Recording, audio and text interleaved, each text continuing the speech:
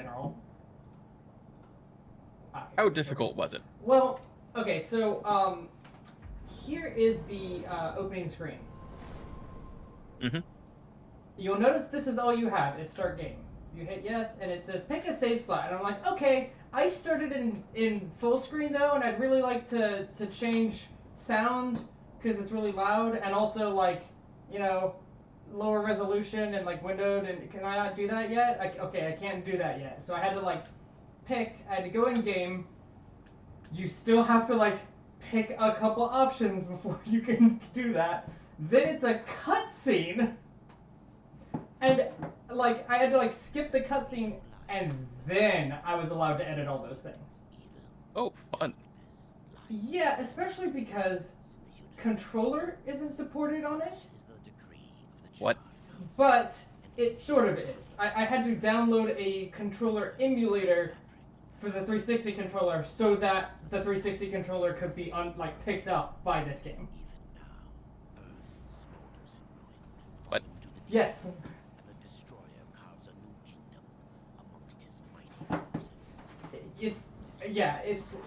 It was wild. So like, thankfully, like when we were talking about this game, I was like, I guess it was like kind of old. And as soon as I started it and realized the options aren't on the main screen until you like, well, I mean, not even until you play it. It's not on the main screen. You have to do it in game. I was just like, ooh, glad we stopped doing that a while ago.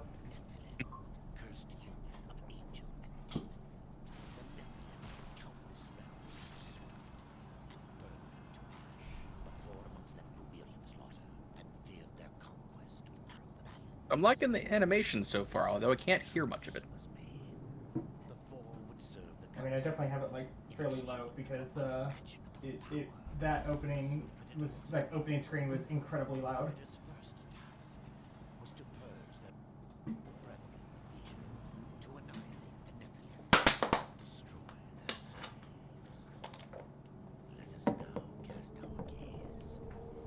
Thankfully, subtitles are turned on by default.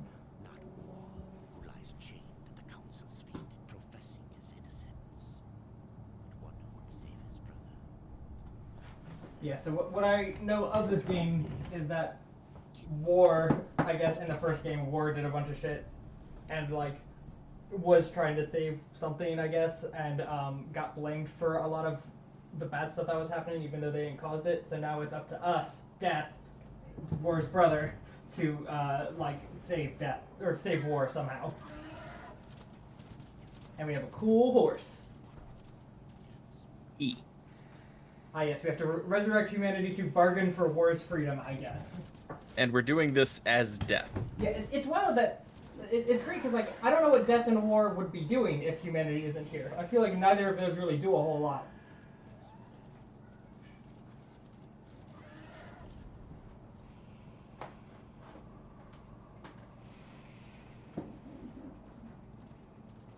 And meanwhile, there is a bird. Yep.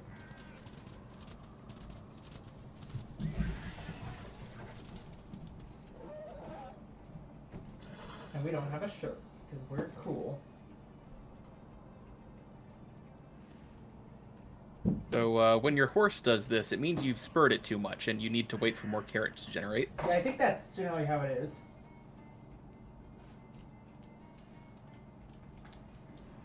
I mean, like, so as old as this game is, it still looks great, because this is what happens when you make a game stylistic instead of, like, realistic.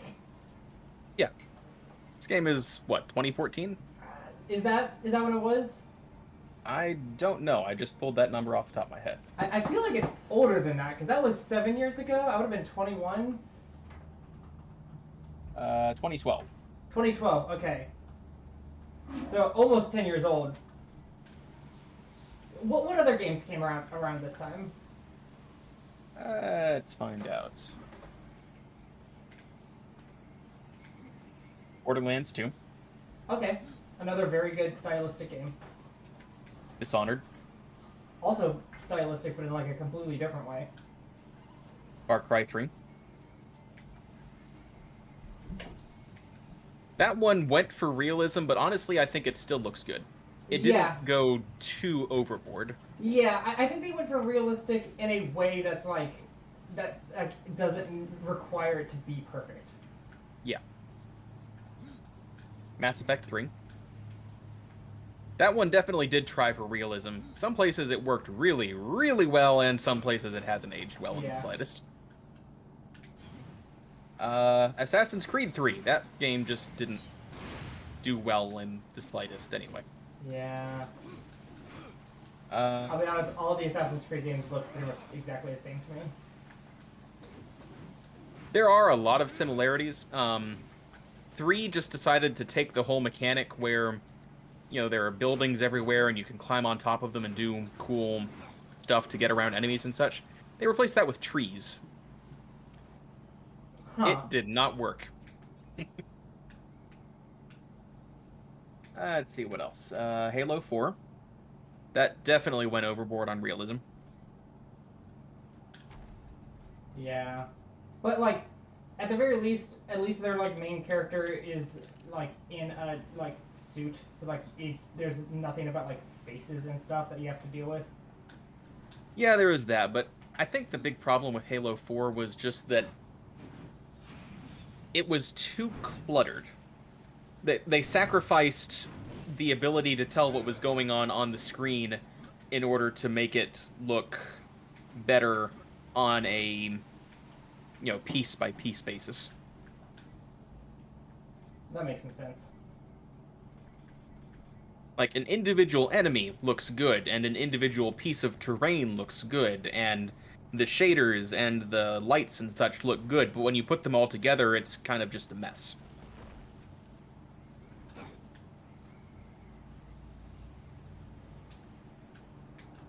So despite this game being old, the frame rate's not great for me. Even though, like, I'm not dropping frames. This is just, like... I mean, I guess I am, like, streaming it, and, streaming it to you also. So it might just be, like, not great on my computer. But, I expected it to, like, work a little better. Yeah, I would agree.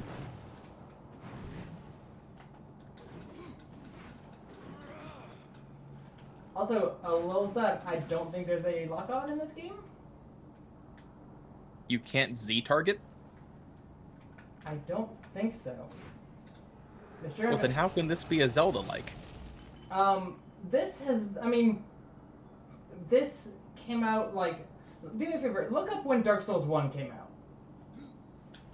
Dark Souls or Darksiders? Dark Souls.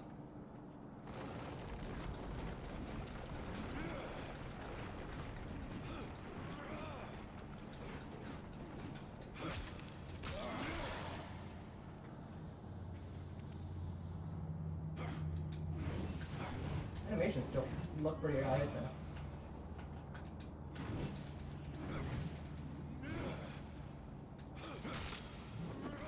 Okay, Dark Souls came out 2011. Demon Souls came out 2009.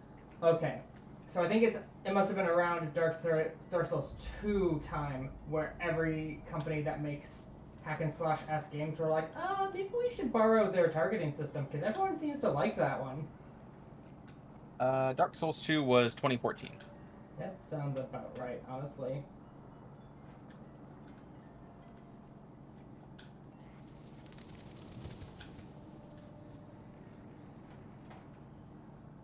Because after a while, that is how everyone starts doing, like, targeting.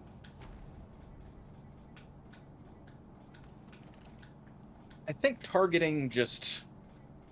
It used to be something where you just had to get good, but there really was... Not only was there no real reason for it, but also putting in targeting lets developers get lazier with their control system. Because they don't have to put it on the player to get good with their control system. Yeah. They can just mash the attack button until things die. I think it's, well, like, it sort of depends. So, like, hack and slash, for sure. Like, this is very much just, like, if I could control, or, like, if I could target a little easier, that would, like, fit that time. With Dark Souls, you still, like, targeting just makes it easier for you to, like,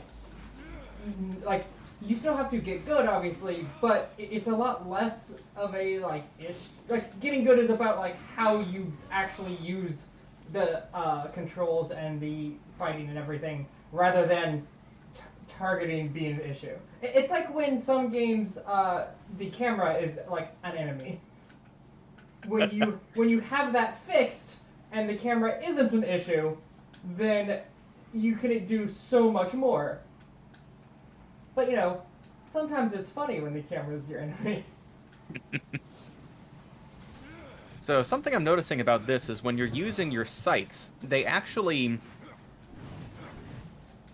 such a large area of effect around your sides, you can actually use them to block enemies coming at you if you time them right. Yeah.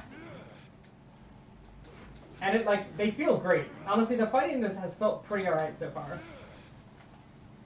I think I get guns at some point, if my limited knowledge is correct.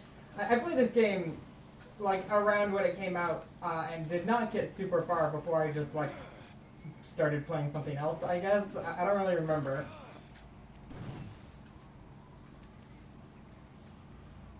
I can also like strafe for some reason. Like I can. Oh, this is how you lock on. You have to hold a button. So you can't just click it. You have to hold it. I'm gonna do it. It works, but man, I liked it better when it would just like you would just hit it and it would pick the person, and then when they died, it would pick the next person. Yeah, that definitely is a nice way to do it. Yeah. Game design has changed some in the last 10 years. It sure has.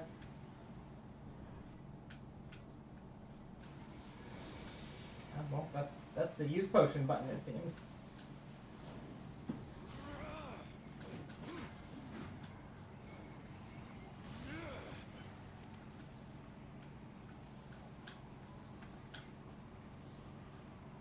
I wonder if playing games of this age, like after like playing modern games and going back to this, I wonder if it makes this like significantly easier just because you're used to like they didn't know how to make these fights, or if it'll just be like it's way harder because they didn't know how to make these fights.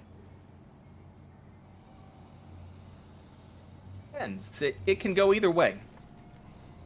Apparently there's a big thing in Halo Infinite right now where a whole bunch of kids are getting absolutely trashed because Halo Infinite feels like basically every other Halo game from the last 20 years.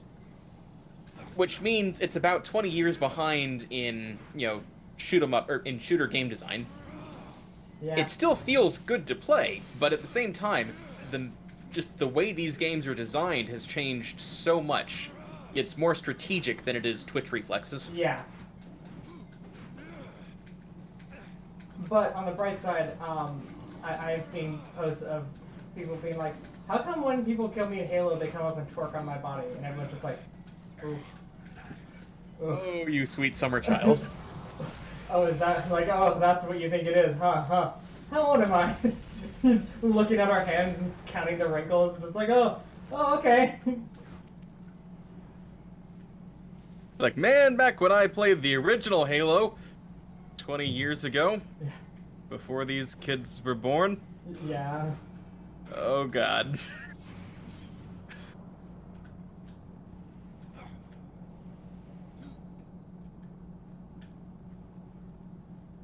I also really like how cinematic a lot of the like kills in this game are. Like there is a specific button for like if you've gotten them low enough to just like rip them apart or whatever, and it just automatically happens for bosses. Just like, oh yeah, I love when they do this shit. At some point, I'm gonna probably buy the recent Doom games and like stream them for a dump like everything because they are very good, but they really love to do like the crazy kills. There's, do you know how how those work, or like how those Dooms work? I know in the new Dooms, the chainsaw gets you crazy kills. That's how you reload on health and ammo and stuff like that. And so there's also glory kills, which is where if you get them to low enough, basically if you hurt them, like basic enemies enough, they'll start glowing, and if you run over and perform a glory kill, it essentially helps give you health back. But it's unique kills based on the enemy that you are killing and the direction that you were compared to them when you used it. So, like, if you are below them or to their right or something, it does a slightly different kill. And they're all, like, some of them are, like, the obvious, like, oh yeah, you're like, ripping them apart or whatever, you know, standard Doom guy stuff. But a lot of them are just kind of based on what the enemy is and in the silliest ways possible. Such as the Cacodemon, who is basically a beholder without the eye stalks, so it's just one big eye in this big circular thing. Mm-hmm. And Doomguy just, like, grabs his eye and rips it off, like, rips it out, but they add, like, a cork popping sound. Because, like, as much as the gory kills are, like, ridiculous and over the top, they're really also supposed to be funny in, like, a slapstick way. There's one enemy that's just, like, it's like it's like the grunt of the enemies. Like, it's just, like, humanoid, like, vaguely human looking and sized. It's kind of, like, bony. And one of the glory kills for it is the, like, Doomguy just, like, hits him really hard once, brings his head up in the, or hand up in the air, and just bops it down on the guy's head, and basically shoves his head between his shoulder blades. Yep, Which, I've seen that one. yeah, very horrifying, but at the same time, incredibly funny to watch. And it's really satisfying. And you're just like, got him. And you just, like, because they're the grunt enemy, you see that, like, 80 times in, like, a level. You're just like, yeah! I feel like when the devs were making this game, they were just remembering all of the violence that, you know, people were talking about when these games first came out. And they were like, man, I wish we could make games like that. Oh, wait, now we can. Exactly. I love the Doom series because Doomguy is, like, he's just a guy that ends up hating demons because they killed his, like, family, but more importantly, his bunny. Like, canonically, his pet rabbit Daisy died to some demons, and that's what drives him more than anything. And yet he's, like, horrible, like, he's, like, horrendously, like, scary. Like, he is essentially Hell's boogeyman. Like, demons are scared of him. He is just a human. They are terrified of the Doom guy. Like, essentially demons would be telling, like, bedtime stories to their kid about Doom guy, about how he will come and kill them if they don't, like, brush their teeth. Like, that's basically what he is. So he's John Wick on steroids. Yeah, he's John Wick, but to demons.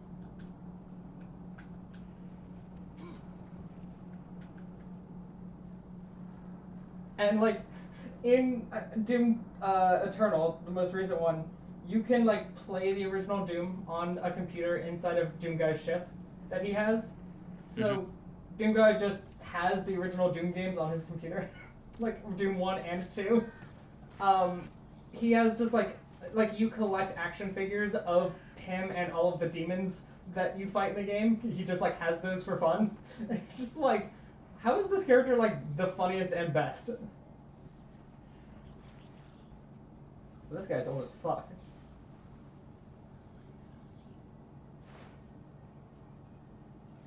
Possibly older. Yeah. But, like, again, with the, like, close-up on him, model still looks really good. Yeah. This is why I think all games, like, every game could be improved by just having a more stylistic style instead of trying to be realistic. Yeah.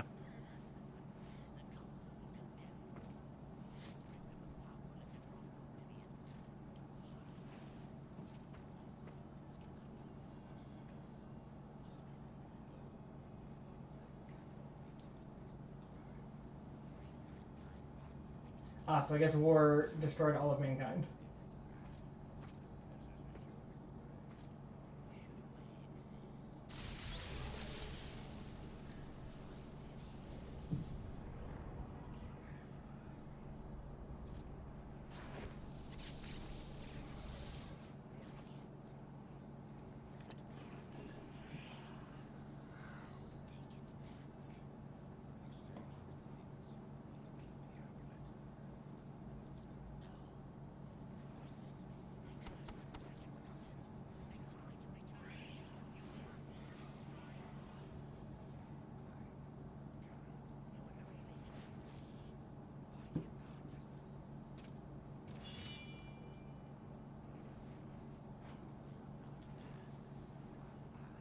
Do I get to fight this dude?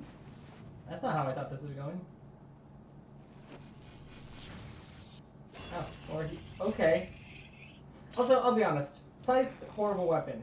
Also the most badass weapon of all time. Mm-hmm. Characters that use 2 of them, favorite characters of all time.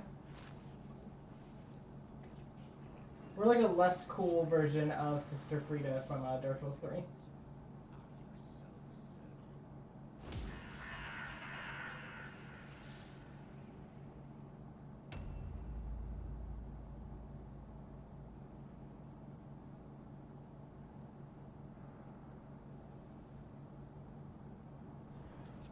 Oh, we're just fighting a version of war.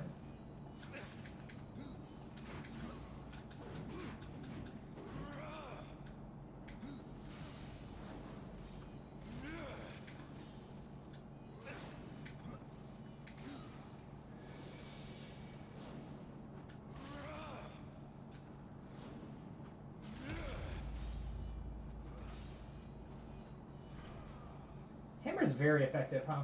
Oh god. Oh, it's button mash time. I did not know that. No, that's not fair. I didn't know. You have to tell me. I come from That the is future. one thing I do not miss about this era of game design. Yeah, exactly. And like, I think they can be good. Like, quick time events have their purpose, I think. Especially, like, as long as you know that it's coming, I think they're fine. Yeah, they can be good. They shouldn't be the entire game. Yeah. And they should be telegraphed.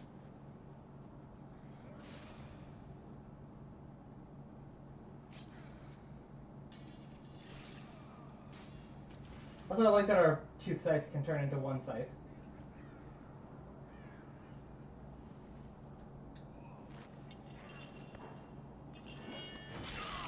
Oh, let's see it. Okay.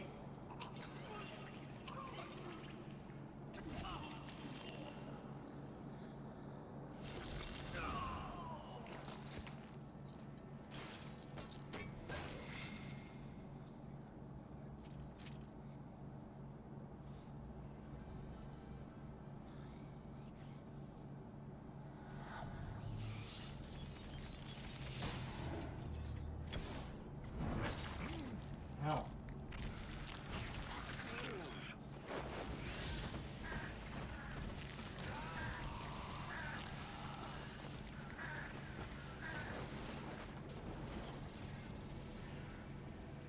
Our poor tits. I don't know, just the one tit. That's true. Our poor tit. The uncountable worlds of our universe swirl in an endless abyss. Any worlds ravaged by time or conflict are swallowed by the abyss, returned to the nothingness from which they were formed. But others linger for eternity on the brink of annihilation, that creation might be balanced with destruction. And in the final moment of battle, death was banished to one such world in the autumn of its life, yet not far from the edge of darkness. Okay, no cursing apparently has been. Is there a time period on that? I don't know. I hope so, because.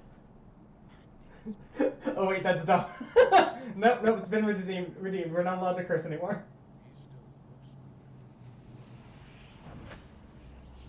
Heck. But 10 minutes. Okay, so at 8:35, we're once again allowed to say coitus. Here, I'll set a timer.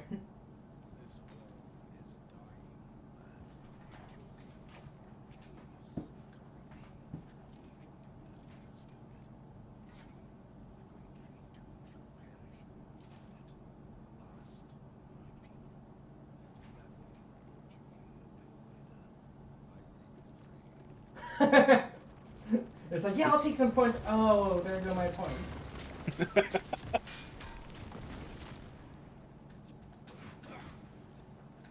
Don't you just hate it when you think you're getting $1,000 and accidentally end up spending $1,000? Yeah, it's a big problem for me.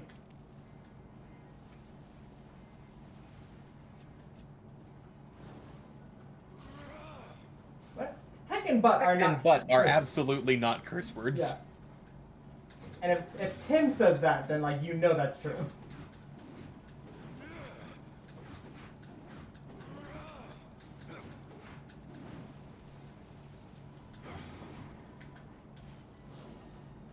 I do love that like what is and is not a curse word is such a like not everyone agrees, but sometimes people will say something and like someone will be like, oh, it's a curse. It's like, okay, that one definitely isn't. Why do you think that one is? I said darn, and they're like, yeah, that's not okay. You're like, what are you talking about?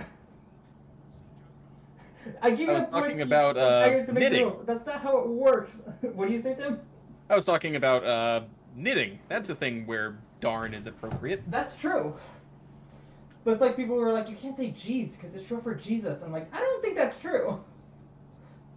I definitely don't think that's why that word exists, especially when it's spelled with a G and two E's and a Z.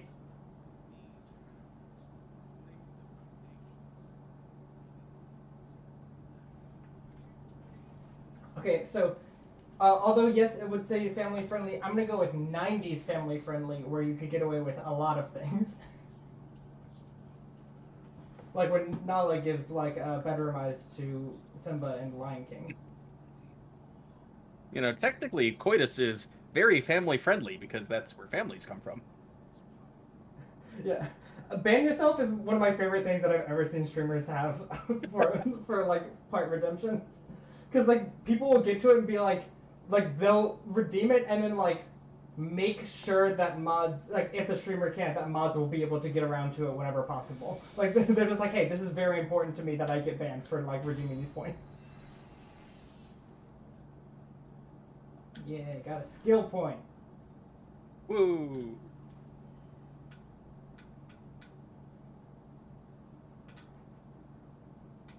Oh yeah, no, I'm definitely Harbinger. I much prefer active fighting than summoning, although summoning is cool.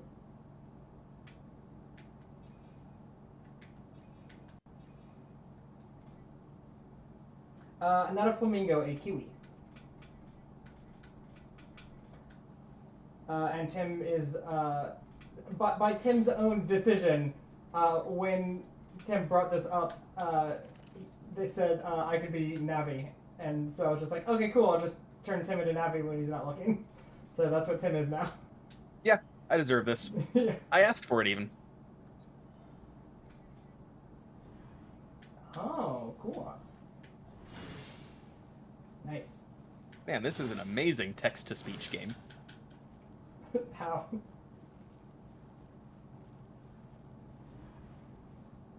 Oh yeah, I forgot to I got it. yeah, thank you.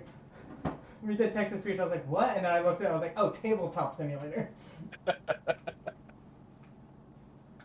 You know, completely forgot that I spent so much time making this game actually work that I forgot to actually look at stream and see what it said we're gonna be playing.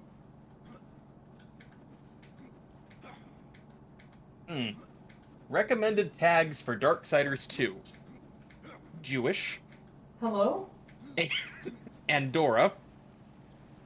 I don't know what that is. MotoGP. I think that's a phone. Kuwait and Syria. Andorra is a country in Europe. Is Darksiders 2 very, very popular there? Tabletop sim has come a long way. Look at this tabletop game we're playing.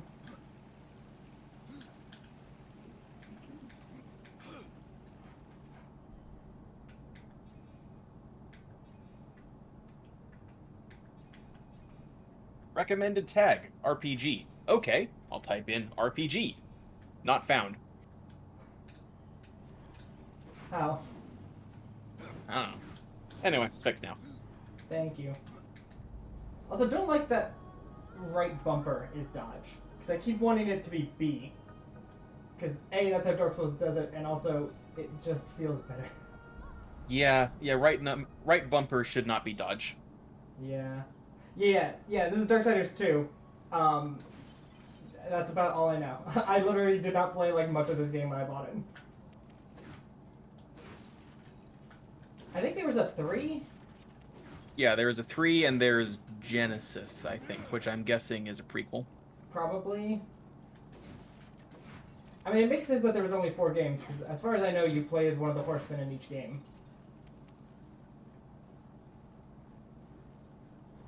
I want to say in one of them, one of the horsemen is a girl, and it looked like, from what I saw, I was like, oh, this looks cool as fuck.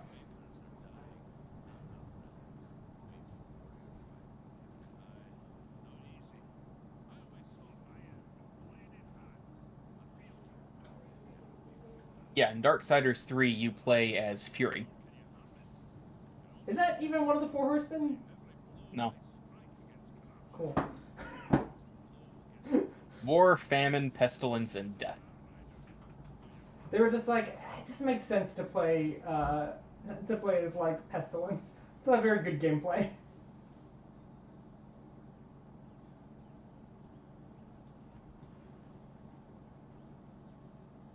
Okay, yeah, so I guess in this game it's death, strife, fury, and war, which are just 4 synonyms, essentially. He is a mage who is described as the most unpredictable and enigmatic of the 4 horsemen, who relies on whips, swords, flails, daggers, and magic.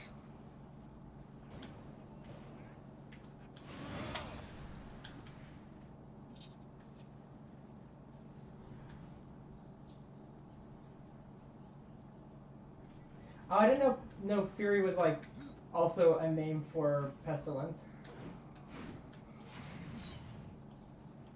Oh, this guy has a lot of health.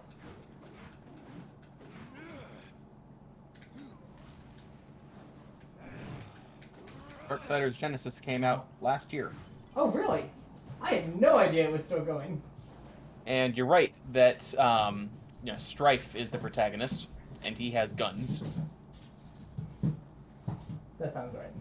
I think you get a gun in this game. Especially because you have this, like, aim feature.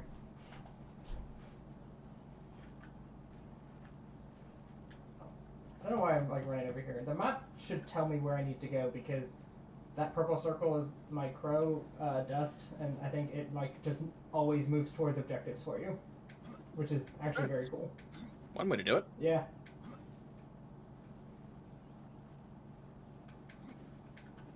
So I guess this is like a miniature hub world.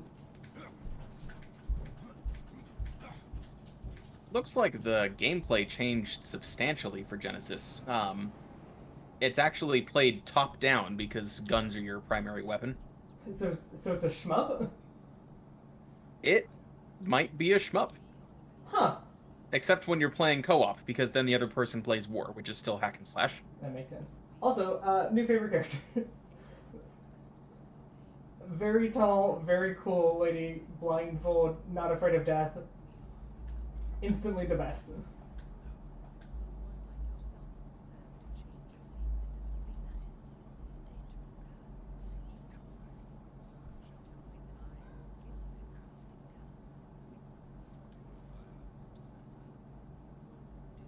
I just need some Mountain Dew.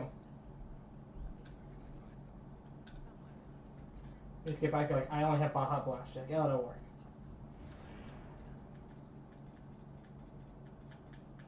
It's a whole lot of money you don't have yet. Yep.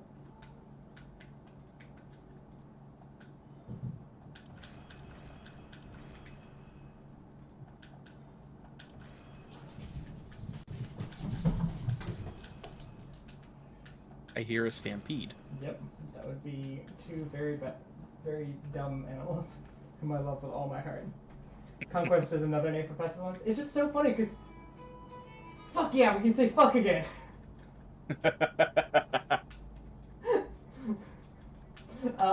It's just like, conquest sounds like war. You know, when you conquer things, like people. Apparently pestilence really likes names. I mean, that makes sense, I guess. Pestilence, I feel like, is like the least talked about or interesting because you're just like, oh no, bugs.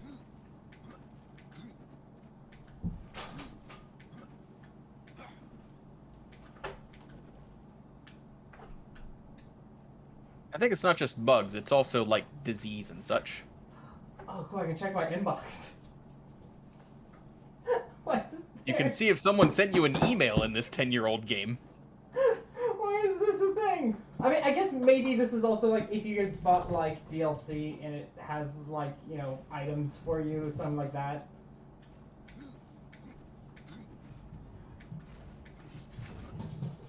Oh, never mind, new favorite character.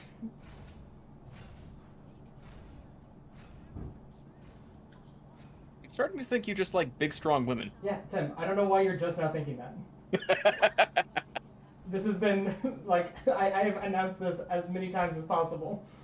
But in its depths we once crafted the dark towers of hell and the cities of heaven. Look, she's fucking twice his height! And I'm sure he is taller than a normal human is!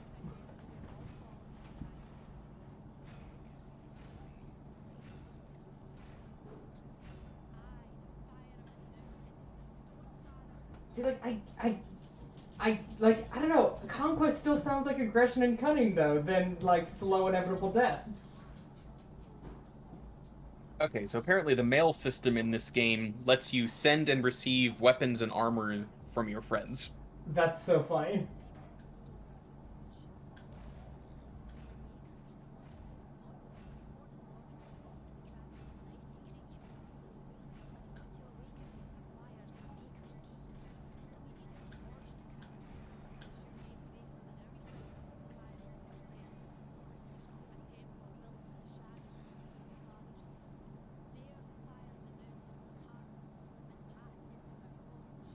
They're all variations on death, I guess, except famine, but I guess you could say famine is like plant death. Yeah, famine is when the food dies before you do. Yeah. But I was like, I guess to me there's a difference between like the food is dying and the food never got water to begin with.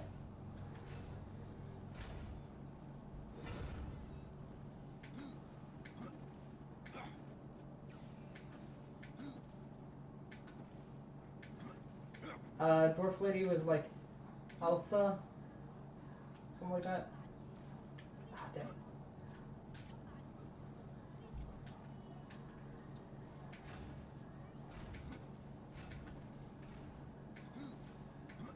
I unfortunately cannot find out, but she's the greatest, and I love her.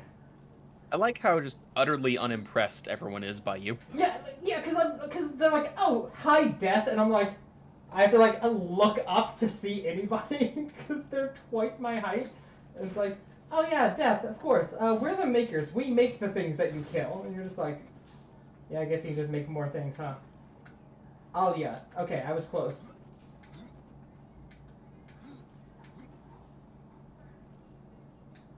I don't know if I would say she's like greater than Dimitrescu, but I think they're both incredible. Look at the frame of the shot. Look at this. These guys' design is very dwarfy to me. Oh, for sure. Just absolutely gigantic dwarves. Yeah, I mean, like, it makes sense for, like, the makers to be dwarves, because, I mean, that's very much what, like, dwarves are known for. Okay. Nice. Yes, I love this move. This is a very satisfying, like, to see. Just, like, the spin that Death does before grabbing it again. The, like, perfect momentum for it. I don't know. It's very well done. For smaller than I wish I could see it, but it keeps lagging a second before you grab it. That's really funny. So like it's spinning, he starts to spin, and then he's holding it again.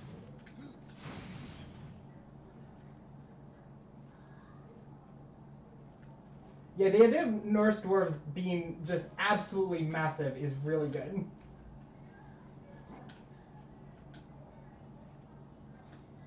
No. Well, you're not dead. Yeah, turns out Death can swim.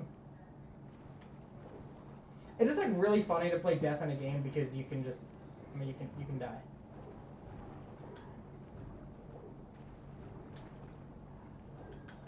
I feel like it's just the perfect inversion of physician heal thyself. Yeah. Death. Defeat thyself.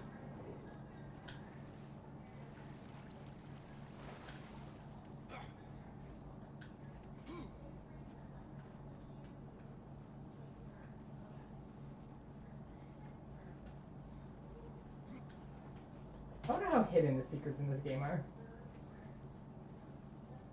And then I get up here and like there's nothing. Why did I get up here? See that there's nothing. Yeah, I guess, but like why is that section there?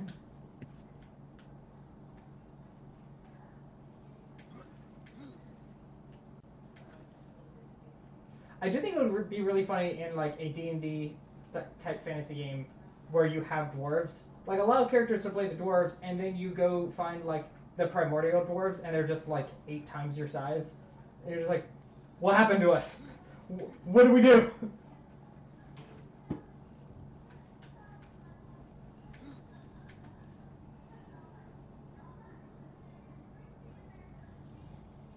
So that looks like something out of Breath of the Wild. Yeah, I was gonna say it's just Ganon.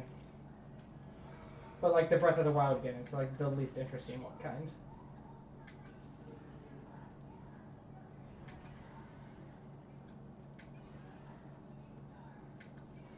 I have my friend, Despair.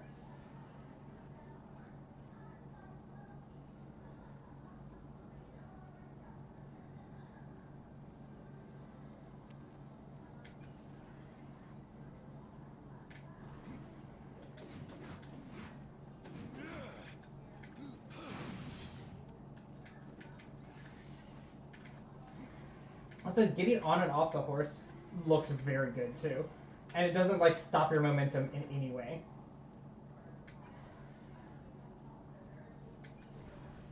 That definitely feels good. Yeah.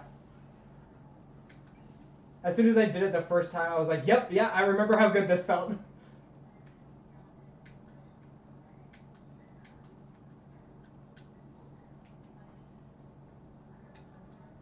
remember how to maps here. Where am I going?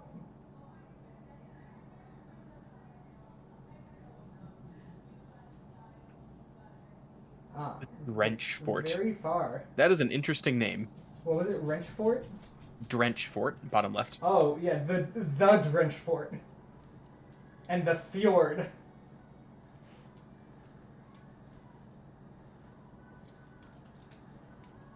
Interesting that they're, like, I just have to run very far right now. Hi. Why are you looking at me? It's great because we just got a glass door put into our shower because beforehand it was a just like curtain, which is a horrible idea considering the bathroom is carpeted. So if That seems like a horrible idea by itself. that's a horrible idea by itself for sure, but especially like if that's happened, at least put like a glass door in your shower so that water doesn't fall out onto your carpet and then mold.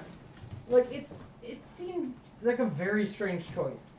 So we have a glass door in it now, which is very nice, and our dog has very much like is very happy that now she has a place to look at us while we're in the shower from like a foot away and cry.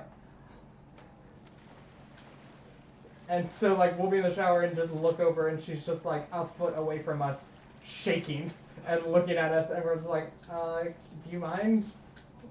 Kind of in the middle of something. Good luck.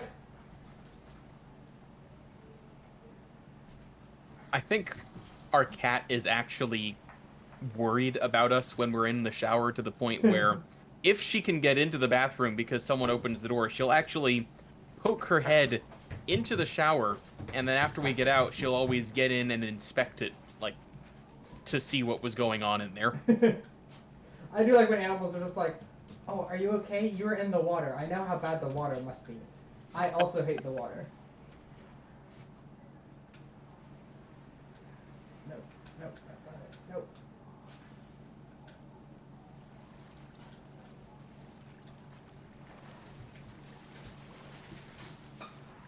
I do like how Death can apparently just decide not to take falling damage. Same. And I like that you're deaf. You don't have a breath meter. You just swim. I can't play with you right now. I'm streaming.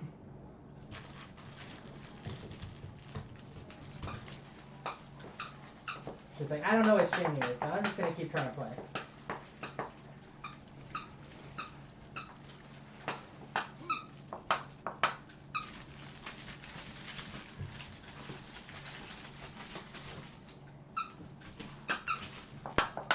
like how when you try to, go up a direction you're not supposed to be able to go, you do just hang there for a second or two to let you get your bearings again before it sends you back down. Agreed. I think that's very cool. Honestly, like, they did a lot of good work. Okay, that went better than I thought because I missed what I was gaming for. But they did a lot of good work as far as like figuring out how to make it feel good in like just moving around the stage. Yeah. Go get it.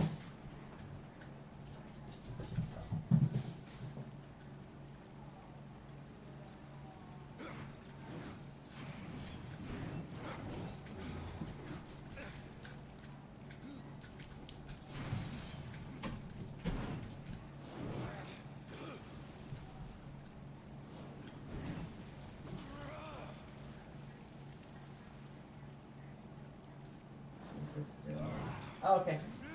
So axes and hammers actually have different attack sets. That's cool.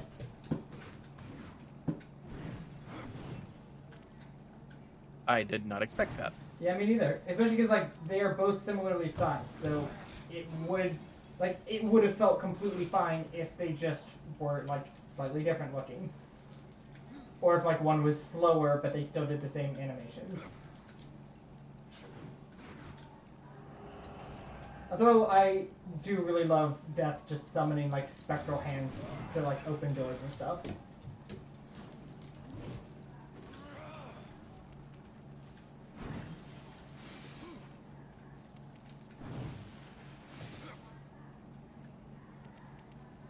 That looks like a secret.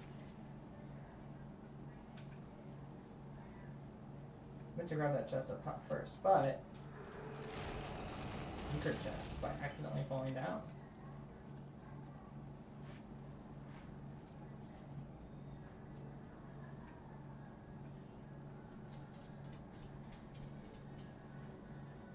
That looks like where I need a grappling hook for. Yeah, I generally agree. What do you want to bet you get a grappling hook in this dungeon? Probably. Seems like a thing they gave you early on.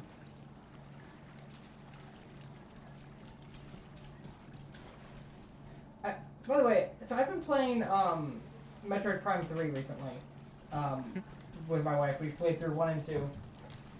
I truly forgot how, like, despite it being, like, old, and it's definitely very, like, gimmicky in some ways because it's the one that came out on the Wii. Mm-hmm. And so, like, when you find fuel cells and stuff, you have to, like, twist the Wiimote and pull it away from the screen to, like, unscrew it kind of thing. Yeah. That game still feels really good. They did a lot of good stuff in that game, and I really wish more people, like, appreciated it more, I guess. Because it does a lot of things that I wish more Metroid games did, such as the fact that you explore multiple planets instead of just one. One of your main powers to do things is to call your ship to do like bombing runs and things. Like there's a lot of really interesting stuff that you can do like that I'm just like, it sucks that like half the game Samus is just like in a place, like on a planet with her ship, and she can't use it at all. Oh, I have cool arm blades now. Oh, this is my weapon. Oh, fuck yeah, I love fast weapons.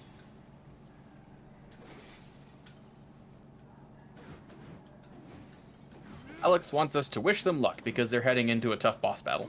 Yeah. I did say good luck earlier, but I forgot to actually give context for it. So if they lose, it's not my fault. It's actually Tim's fault for not seeing it. Ah. Because I did see it. I blame John. You know what? That's fair. I also like to do that.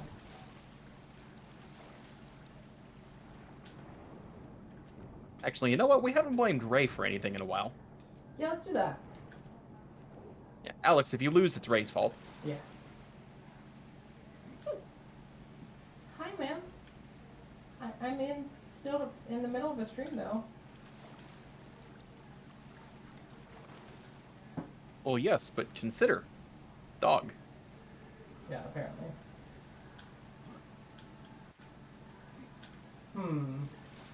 How do I go faster?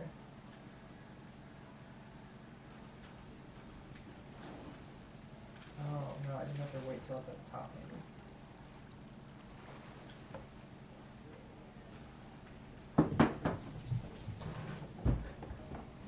Give me 1 second.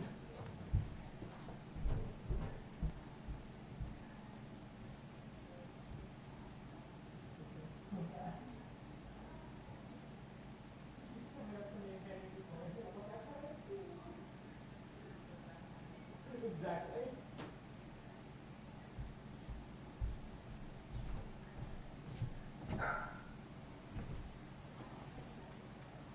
Alright, bye.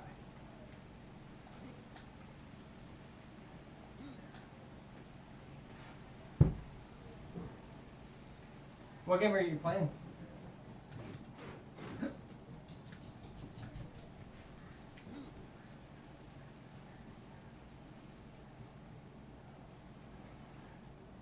Yeah, that's right. Put that on the record. Make sure everyone knows that I did say that. I'm assuming Tim just left for a minute, so I will entertain everyone by myself. Oh, Path of Exile. I remember when that game first came out, I saw people really interested in it, and I think I tried it for like a little bit, and I looked at the upgrade tree, and it's just like this massive spanning thing, and I was like, I think I'm okay. I think I'll just play a different game. Not that it was bad, I was just like, I definitely am not going to be able to be into this, huh? This is too many things to think about.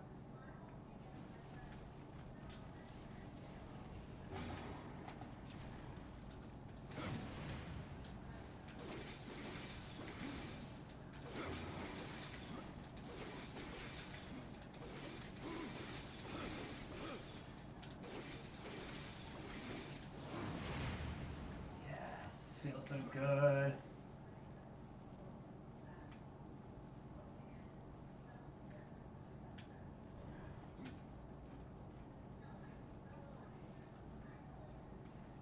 I wish there were more games that had this kind of design. How so?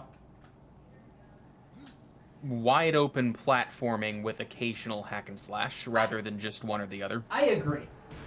Because, like, this platforming doesn't feel bad, especially because, like, so much of it is, oh yeah, I got the big key. So much of it is, like, telegraphed, essentially. It's just like, alright, you have to, like, get to this post, and while you're on it, you look around and try to figure out where the next post is, like, etc. Like, it's not hard to figure out, but you get to enjoy doing it. Yeah. Especially because it's like, oh, well, how do I get over there? And it turns out the answer is just like, run on the wall, jump off, run on this wall, jump off. Barely make it, apparently. It's like, cool, that was technically a puzzle. It was this very tiny thing, but I got to, like, enjoy trying to figure out what the hell to do. Mm-hmm. Jedi Fallen Order does something similar, but... Is that the Souls-like? I wouldn't really call it Souls-like. I think it would feel a lot more like this game than it does like Souls. Okay. I know there was one that but was it does actually, go like, harder on the combat. Okay. That might be the one that I have heard of be like a Souls-like sort of, but like that was also like, I think they were mentioning that like before it was fully out, or like it was like demoed at most. Everything is a Souls-like these days. I mean, it turns out Dark Souls did it really well. Let's be real. Yeah. I have heard Crash Bandicoot referred to as a Souls-like. Well, okay, that is not a Souls-like, that is just a hard game. And for some reason people think that if something is hard, it is like a Dark Souls game. That's not true. But some games are actually Souls-like in that they use a lot of Souls mechanics. Now, Fallen Order does have a very time-sensitive blocking/parrying mechanic, which honestly I never got the hang of that even on easy, so instead of doing that I just dodge a whole bunch. Oh, so it's how I play Dark Souls.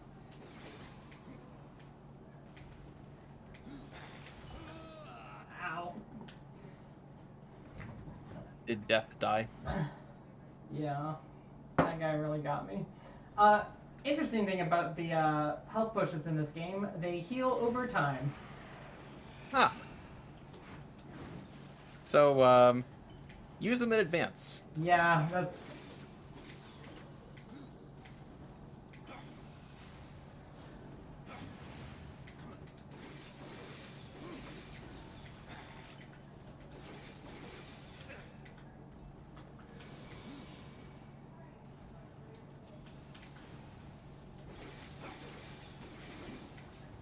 The only sad thing is that I can't use these claws as my main weapon, and then like a hammer as my alternate weapon, because these are alternate weapons, and you always have scythes as your main. Because I like the size, but I like how fast these ones are, even compared to these scythes. But I want to have like a big weapon too. Yeah, the hammer's got a good thunk to it. Yeah, so does the axe. Oh, that guy just got lit on fire. That's cool.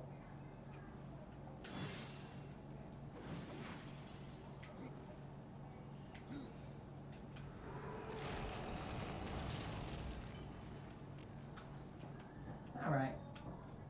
Okay, cool. Better size. Better crit. I also forgot about this point in time where even a game like this, like just a hack and slash, has like loot qualities.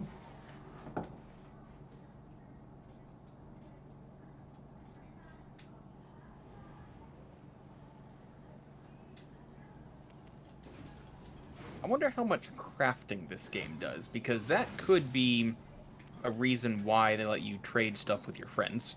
Maybe, or maybe it's just like sort of a loot 'em up where you're supposed to find like really crazy weapons, and so like when you have a cool one and your friend doesn't, you can like send it to them.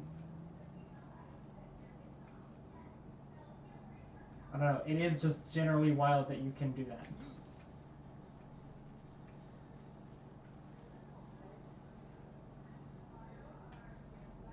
I like the phrase loot 'em up. Loot 'em up is such a good phrase. You want to know my possible? I think my favorite video game term that someone made is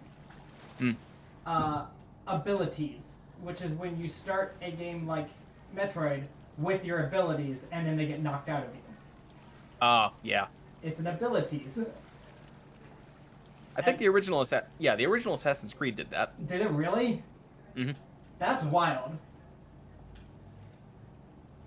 It's like I don't have any idea what abilities like are in Assassin's Creed that like would get taken from you, and like I don't know. It's just like I wouldn't play that game knowing what abilities you could have. But like in a Metroid game, you're just like, oh, I've played 8 of these, so I know what it's supposed to feel like. Like I know what I'm supposed to be able to get. Oh, is this the Volgrim? Okay. I assumed he would be the Charon. Or no, because I guess that's Greek mythology, huh?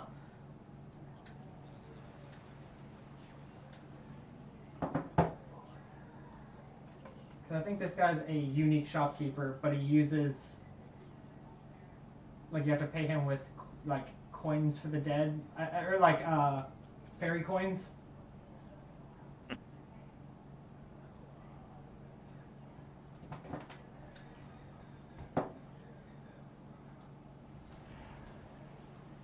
Oh, no, he uses... Oh, okay, he uses both. Oh, so you can just get random loot from him, basically. This 2012 game has loot boxes in it. I mean, that's not surprising.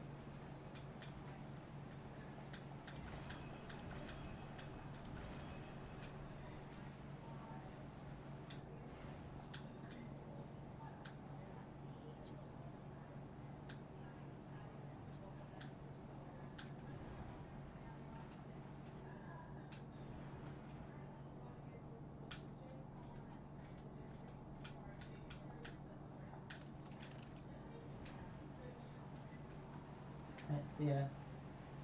The first known instance of a loot box system is believed to be an item called the Gachapon ticket from the Japanese version of MapleStory. I mean, yes, that makes sense, but also it is a gachapon. Like, that's what the machines are. Yeah. But this would be the first known instance in a video game. Yeah, but my point is that, like, that doesn't sound like it was a loot box. It sounds like it was a digital version of a gachapon machine. Yeah. The difference Yeah, just being, like, it's not that we made a box that gives you random in-game, like, skins or whatever. It's that everyone thought gachapon machines are fun, so we made a digital version.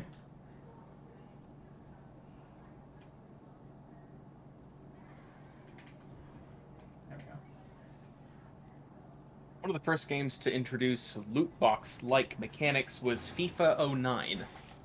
God damn it, EA. And then the next one that probably we can blame for popularizing it was Team Fortress 2. We can blame them for that, I bet, but, like, I think they should be allowed to get away with it. Those were some nice hats. And also, like, they, like, it was just, like, really funny and, like, stupid. Like, it was not ever meant to be that much of a thing. Yeah. And also, well, I guess eventually they started doing, like, weapons, didn't they? Eventually, yeah. I think it started with cosmetics, and then they started having actual stats attached to them.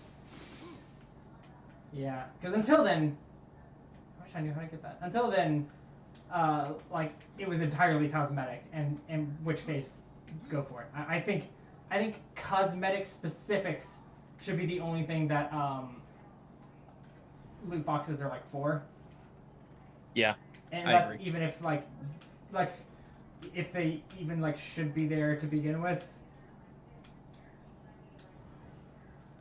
Yeah, looks like from there it spread to MMOs, where they adopted the free-to-play model, where instead of paying a subscription, you just buy a whole bunch of loot boxes to be able to play the game.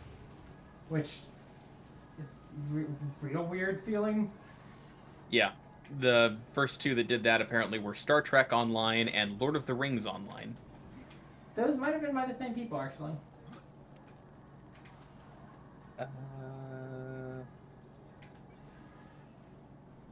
Cryptic and who did Lord of the Rings?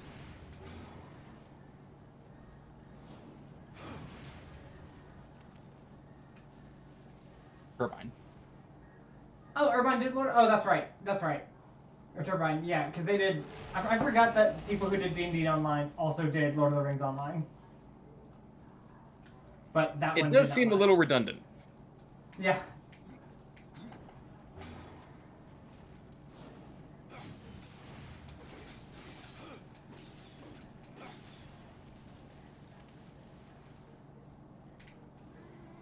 Lord of the Rings Online is also interesting because when I think of doing Lord of the Rings Online as a concept, I'm just like, I don't even know what you would do. Like, the world of Lord of the Rings is interesting, and I think it works great as a vehicle for the plot of Lord of the Rings. I don't know how interesting it would be for, like, anything else. I forgot about this. FIFA was the first EA franchise that did a whole bunch of it. And once they got it working in FIFA, it was particularly popularized and became massively well-known through Mass Effect 3. What? Mass Effect 3 had loot boxes. Why? Because it had a surprisingly good PvE wave combat multiplayer. But what if you did that, but instead of it being PvE, it was just, or like instead of it being multiplayer, it was just you and your NPCs? You could do that. Occasionally, when you couldn't get matchmaking, they would give you bots. The bots suck. No, I don't want just bots. I just want the characters that I have had in my team in the video game. Well, in this, you're not playing as the characters in the video game. You're not playing as Shepard and company. Who the fuck You're are you playing as, just general, unnamed Spec Ops soldiers. Well, then that sounds boring. Honestly, it was surprisingly good, and the loot boxes, they were generous enough with the currency that you could pay for them with real money, But you could also get more than enough just from playing, where you could get a reasonable amount of stuff out of the loot box. And they gave you things like health kits and special single-use heavy weapons that you could use against really big enemies and that kind of thing. I've also now realized that when I say like when we talk about loot boxes in games, I'm also like, I mean, I guess Magic the Gathering is entirely loot boxes. Yeah. Like, any collectible card game. But I feel like that's also different. There's actually a note in here from the design team for Mass Effect 3 that they wanted it to feel like opening a Magic the Gathering pack, where you feel like you always got something of value out of opening every pack. Did they specifically say Magic the Gathering? They specifically said Magic the Gathering booster pack. That's so funny that they're just like, listen. One day I need to, I've been, something I've wanted to do because I'm always curious, is I really want to know how many Magic the Gathering sets there have been. Because, I mean, it's been around for, at least 20 years. I'm pretty sure it's closer to 30. And I think they release 4 sets a year.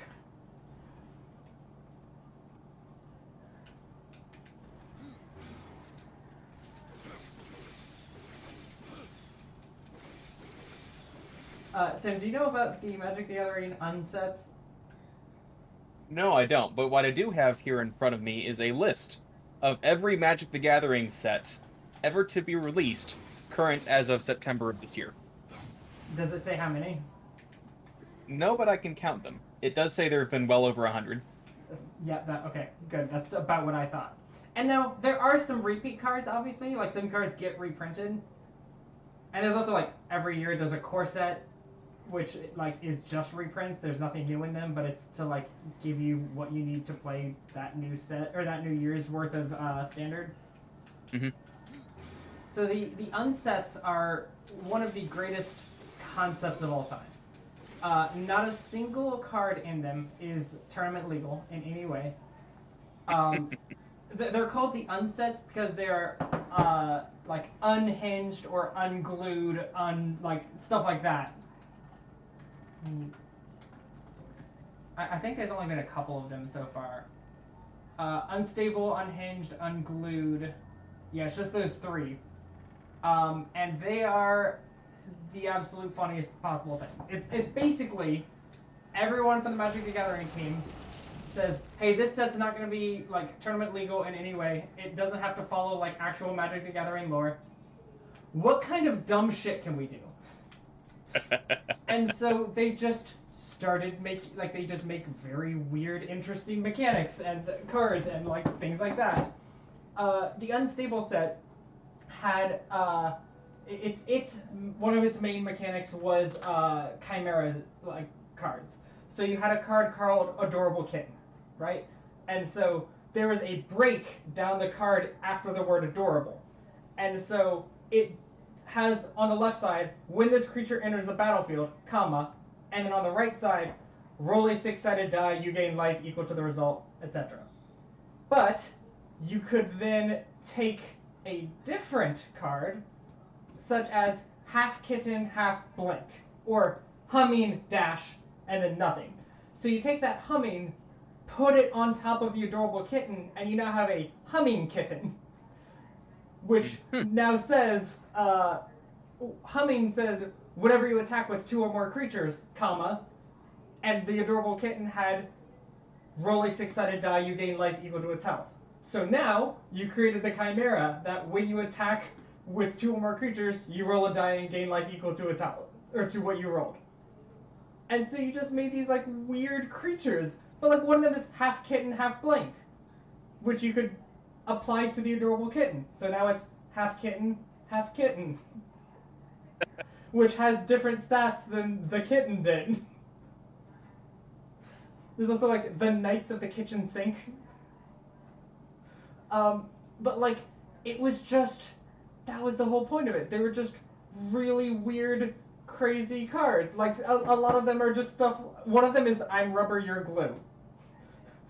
Whenever you speak in a non-rhyming sentence, you have to sacrifice that enchantment.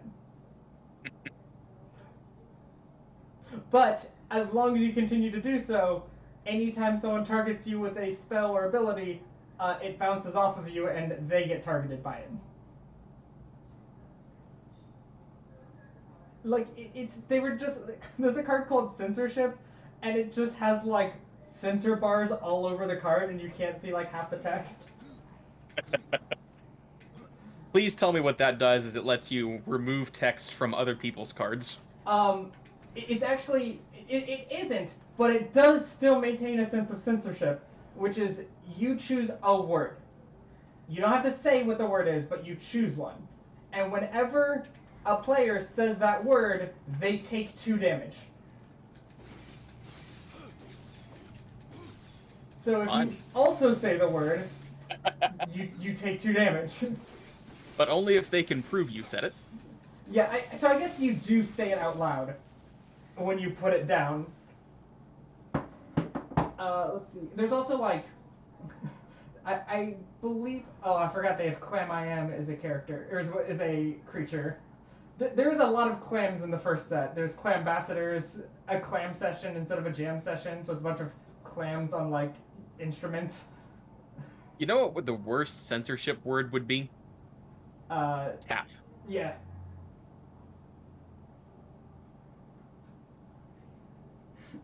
Oh god, there was one. Let me see if I can find it real quick. While you're trying to find it, apparently, in just over a year, Magic is celebrating its 30th anniversary. Dang. First core set came out in '93. This game is just barely not as old as us. Yeah. Here, I'll put this in. Actually, you know, I can put this in the stream chat. This is one of my favorite cards that they printed in one of the unsets, which is called Our market research shows that players like really long card names, so we made this card to have the longest, to have the absolute longest card name ever, Elemental.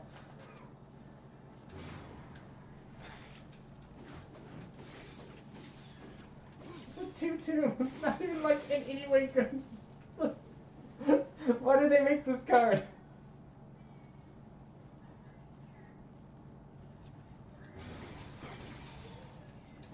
Oh, good.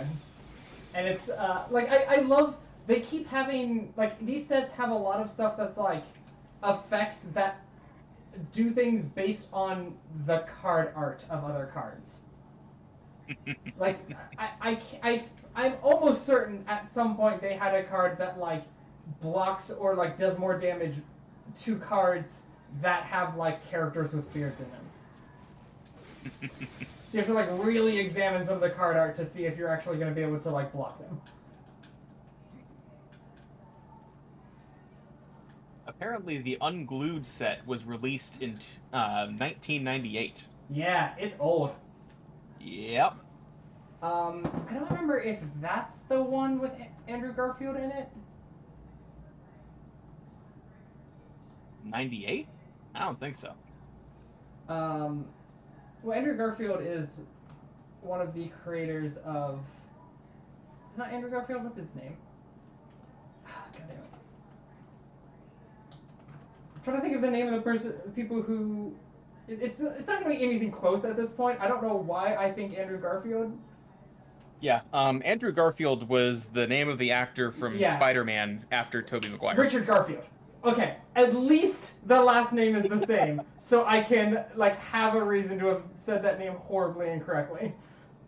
Yes, he is in fact a Magic card. Yeah, good. Googling him pulled it up immediately. Good. You may play cards as though they were other Magic cards of your choice with the same mana cost. Yeah.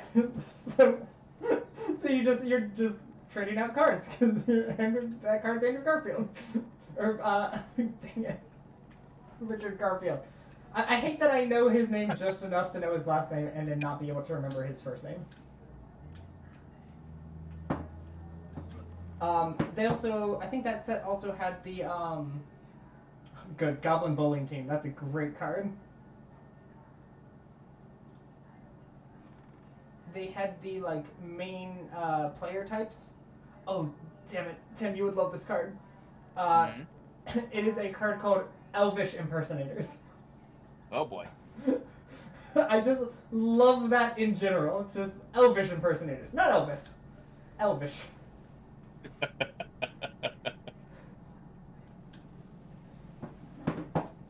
They have. There's like a common mention or thing in Magic the Gathering is the types of players, which are the Timmies, Johnnies, and Spikes.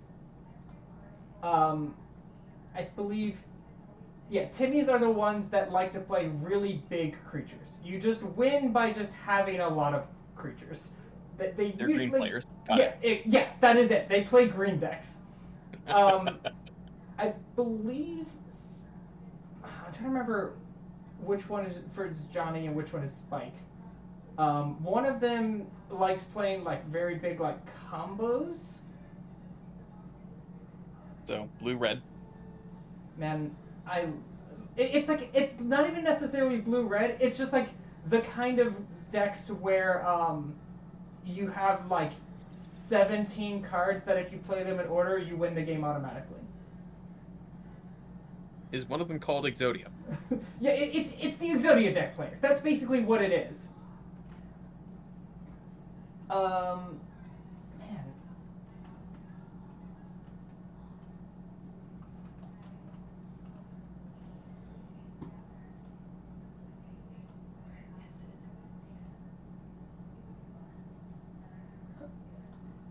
Okay, so Johnnies are the combo players, and Spikes are, it calls them tournament grinders. These are the ones who would play like blue-white decks that don't let you do anything because like they're doing everything to win, not necessarily to like have fun doing it. Yeah. Anyways, they made cards for them. Oh boy. So one of the cards is Spike Tournament Grinder, there's Johnny Combo Player, and Timmy Power Gamer. Nice. And so Timmy Power Gamer is a 4-mana, like 1/1 that has the ability that you can spend 4 mana to just summon or put a creature from your hand into the battlefield. So you just play your 20 mana like Leviathan crazy like win the game card for 4 mana because you're a Timmy Power Gamer. And I was like, I love that they like just made cards for this. They didn't need to do this, but everyone I don't think anyone would ever be mad to see oh, there's a card that makes fun of the way I try to play. No, it's everyone seen it and be like, ooh, I can use this in my deck. There's also some cards that require you to rip up the card and throw it like confetti, and any card that it lands on gets destroyed. And it even specifies the third Gamers movie actually made fun of that one. Probably. It's definitely a very old gameplay thought process of oh, we have to destroy the card to use it. You're like, why would I destroy this card?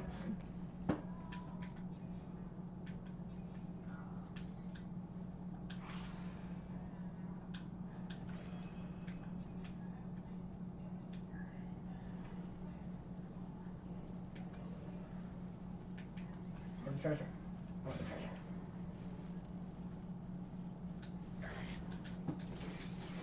Can you guys leave me alone so I can get this treasure? So is there such a thing as an untournament? I don't know. I think there should be, though. I think they should release a fourth one, like a fourth set, and then just be able to have tournaments using those four.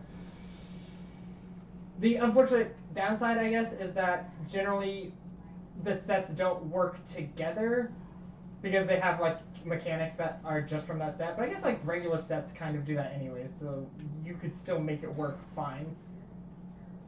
But they're just they're so wild sometimes. But it's funny because sometimes unsets will have mechanics that you're you know what, this mechanic is actually pretty cool, and then 2 years later that will show up in an actual set because they realize that it's actually a very good and fun mechanic. So they just kind of use it as backdoor tests to see if they're gonna be good, and then when people like them, they put it in the game. but have they ever figured out the exploding cookies card? What is that? It's exactly what it sounds like. It's a card where you become better the more exploding cookies you throw at your opponent.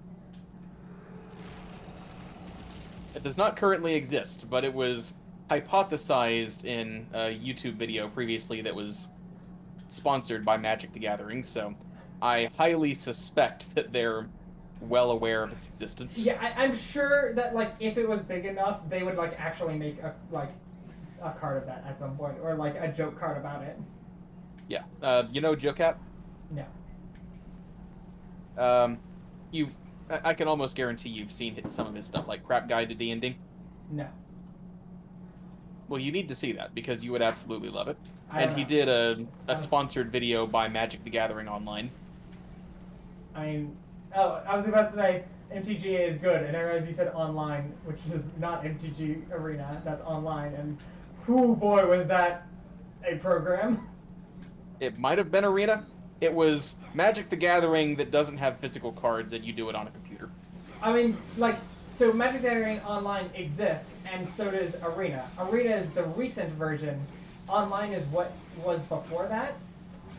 And boy, that was just an old system.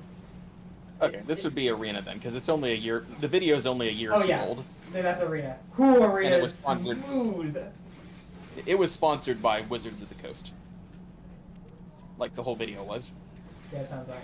They also sponsor Day9 is a streamer, and he has a show called What the Deck, and it's just viewers submit bad decks based on various constraints, like zombies for one person and vampires for the other, and then they play against each other, and they're very bad and fun. And like a lot of them become very combo-y and very funny. I remember in Magic the Gathering Online, I think it was Arena when it was in beta. They had cards that are no longer in Arena, because I guess by the time the game came out, they moved like some of the cards out because they were old. But there was someone who had a card called like Famished Paladin, which all it was untap this card whenever you gain life.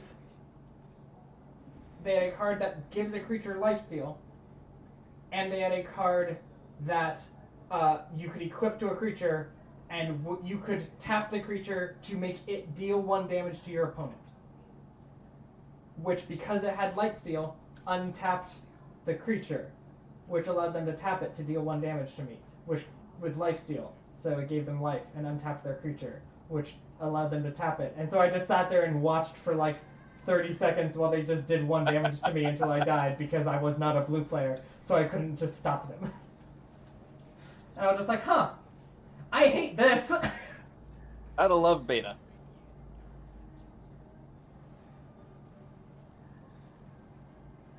I mean, that wasn't even from it being beta. That was just because it's Magic the Gathering and you can just do that. Yeah. Granted, if there are any like particularly crazy combos, they do actually like ban cards. And it's fun because like they'll ban the card that is like the least interesting part of the combo. So you still get to have like the fun cards that you can do other things with, but you don't get to like play with your toy anymore.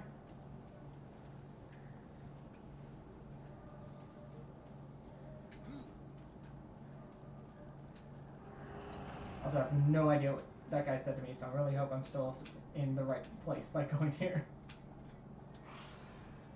Were you ever introduced to tabletop system called Legion? No. John and I worked with the guys that made it for a while. Is it sci-fi? Yes, There you that's go. probably why you haven't done it. But anyway, I was, just digging through the various feats and stuff they have in character creation, and I came up with a character who can do 2d20 damage by punching you from across the room with just psychic projections from his mind. And I, showed that to the creators, thinking that there is no way they intended this. And they were like, yep, that's a thing you can do. Yeah. So now, anytime they show up at Dragon Con, I play that character at their table and just beat up all of their enemies from across the room. Good.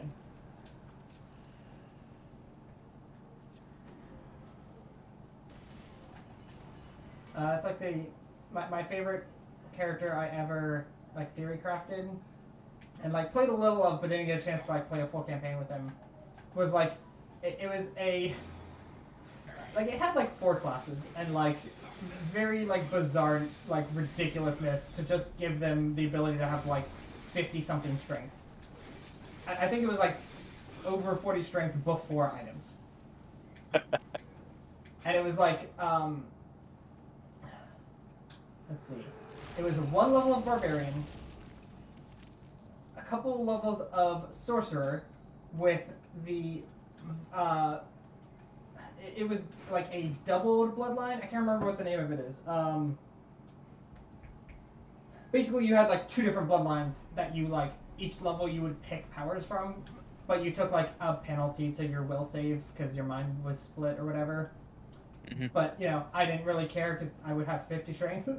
Along with that, it was Dragon Disciple, which just gives you like bonus strength and also continues to level up your other stuff. I believe in no, that's right. I believe it also continues to level up your bloodline too, or I had a way for it to do so.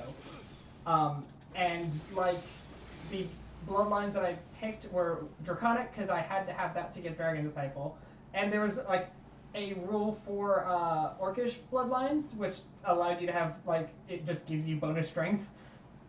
I also variant multi-class into Wizard, which removes half of your feats but gives you abilities from the class.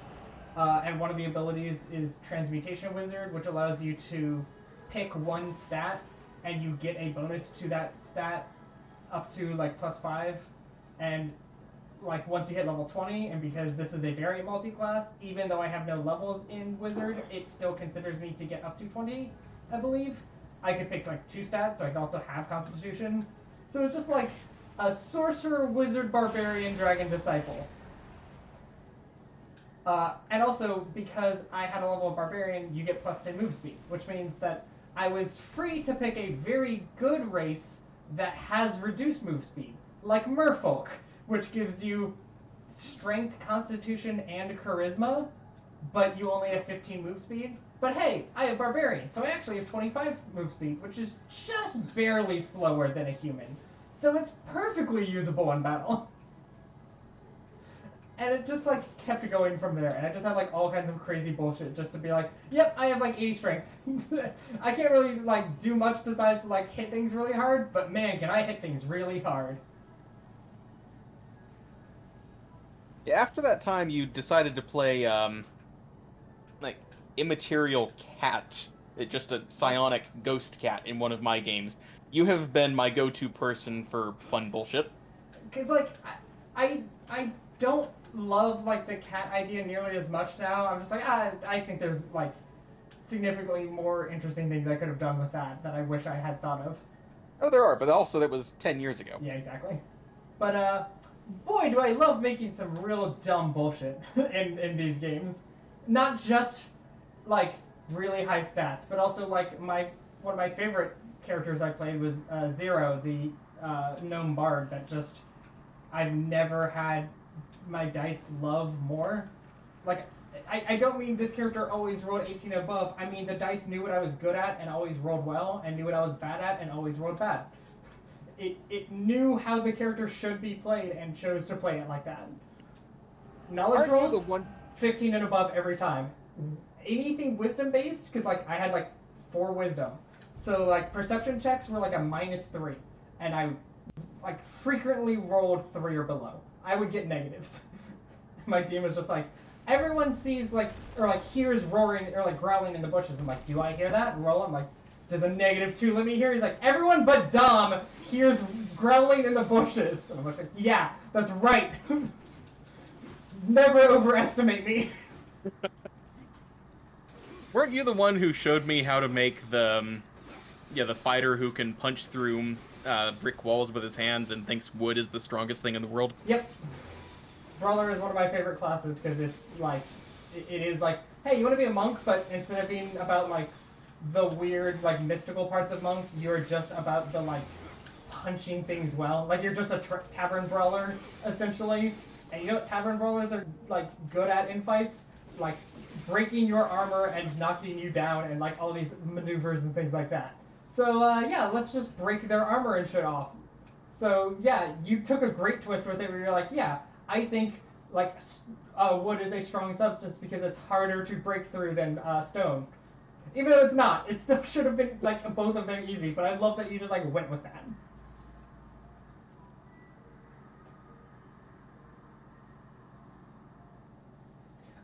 I just picked a really bad campaign to put him in.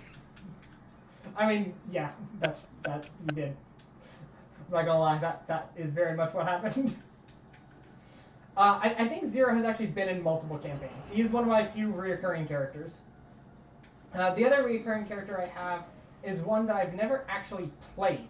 Like, he has never been a character that I actually got to like play as and enjoy. It was only as an NPC. But he is one of my favorite NPCs, and his name is Howard. Have I told you about Howard ever? Let's see. Was he the one with the tavern that was? Yep, that's Howard. Yep. Howard is like the most fun I can have in a character, because like it was just like he just got to like say whatever dumb stuff, and it just like was canon. Like he was the most I've ever felt like I was able to like make a cartoon in D&D, and it still like feel great for everyone.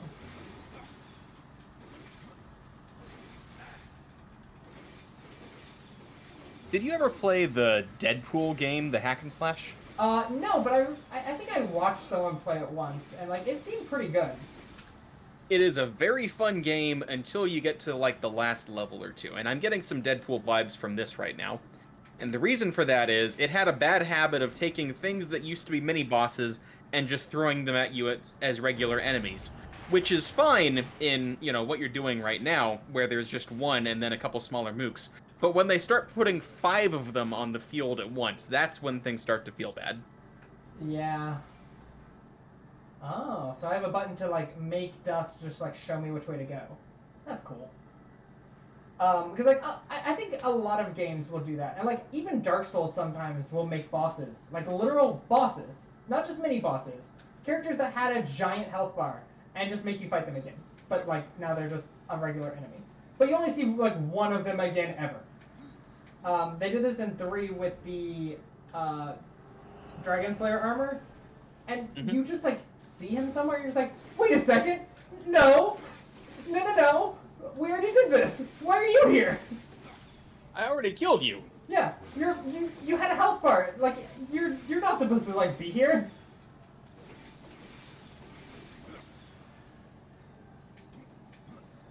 Edie, do not scratch on the microphone.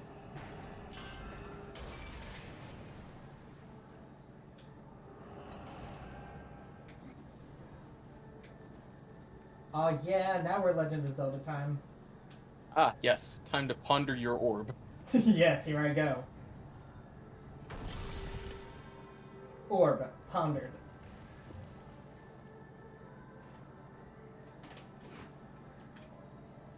Like, on the one hand, I absolutely get where Wombat was coming from with that, but on the other hand, it's just entirely too much fun to lean into that. Yeah, but also, like, what was there to, like, get? When he was like, I don't get it. I was like, it's just, I mean, you've seen wizards, there's right? nothing really to get, that's the point. Yeah, it's just funny to think about being a wizard and pondering your orb. Like, that's it. That's the entire thing. Is it funny? That's up to you. But aside from that, I'm just gonna ponder an orb.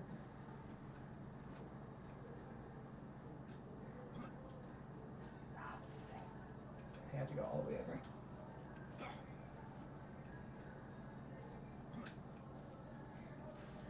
Oh, that's another reason I don't think I've ever wanted to get into Path of Exile. I don't particularly like games that use or that have like seasons. Yeah, I'm not the biggest fan either. Honestly, it's probably one of the reasons I've kind of fallen out of Destiny. I think that when a game comes out, it should be out, and then like that's it. I don't have like the time and energy to put into like keeping up with the game through a million updates and things. Like, I think it's cool that some games do that, but I'm just like, if all games start doing that, then you just have to pick 2 games that you can like, and then the rest of them you can't because you don't have the energy for that anymore. I like the model that Final Fantasy XIV has, which Yeah, I know. is you a like subscription Final game. Fantasy 14. It- Is it the hit MMO whatever that one copy pasta is that I've seen a million times in my life? Well, yes, it is that, but also it's just really good game design. Or not just the actual gameplay, but the way the game is monetized and released. It is a subscription MMO, which is unusually rare these days, given how MMOs you usually think of them working. Oh, Just about all of them are going free to play these days, but they are still subscription based, which means you pay for it, and then you're done paying for it until it's time to re-up. You know, there's no loot boxes to worry about.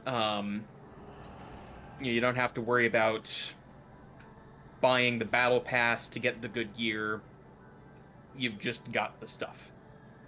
It has an expansion every 2 years, and then in between the expansions, it has, you know, periodic patches, like a big one every 2 months or so. And they'll release new content with that for anyone who has the expansion. Ah. Yeah, MMOs are definitely like very what's the word I want? Basically they're on like not thin ice. It's just like it's like a little. It's just hard to like get them to like be fun and like enjoyable in the ways that like you mentioned without it being like you have to like keep up with like constant new stuff. Yeah. But I've also like, boy, I did not play like I have not played like many MMOs in my life and been able to stick with any of them. I played World of Warcraft for a bit with some friends, and I did enjoy that. And then there was like a fight in the group, so I stopped playing. So I didn't get to like get past like level 20 or 30, something like that. I played RuneScape. I think I have more hours in RuneScape than anything else, and it is a bad example of an MMO. Aside from Destiny, Final Fantasy is the only MMO that's ever really grabbed me. I've tried a few. I tried World of Warcraft. I tried Spreadsheet Simulator. Yeah, that one has never even. I've never even considered that grabbing me. Like worse than anything, not only is it like Spreadsheet Simulator, it's sci-fi Spreadsheet Simulator. So like, yeah. I've never considered touching it. What was the name of that hack and slash online game we played in early college? I think it started with a V. Vindictus. Yeah. God, that's kind of an MMO. Oh yeah, that was an MMO. I don't remember if it's still a thing or not. I loved the gameplay in that. It was great gameplay, but it didn't really scale well. We ended up just playing the intro missions over and over again. Yeah. I think it was also early on. I think it lasted for like a while, and I'm fairly certain they continued to do things. I remember the like scythe combat felt like very, very good, because it was like I believe it was like you had your like main attacks on click and your like quote unquote strong attacks on right click, but it was like depending on how many attacks you did previously, it completely changed how your strong attack functioned. It felt good. Yeah. I don't think I've played another game that like I feel was like similar to it. It's just rare for MMOs to have like that type of free fighting combat rather than like you aim at an enemy and then hit click until they die and you press buttons on your keyboard. Like it was different than that. You're not gonna believe this.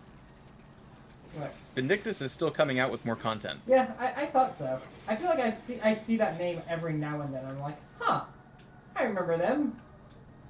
I think they more or less gave up on the American market. It's mostly Korean now, I think. Yeah. I mean, I Like think it was that's- always Korean originally, but it just kind of fell off the map here.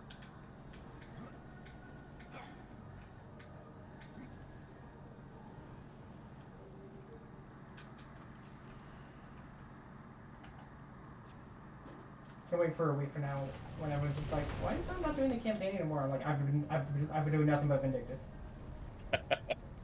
I can't read any of it because they don't release it in English anymore, but like it's so fun. I remember Blade and Soul being like when I saw that was coming out, it seemed really cool because like the classes were very interesting, and then I never heard anything about it again.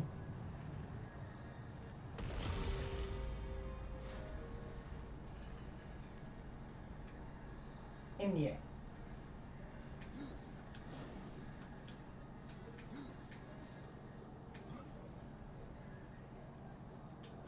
I like that chat has just turned into several people putting the letter Inye, and that's it.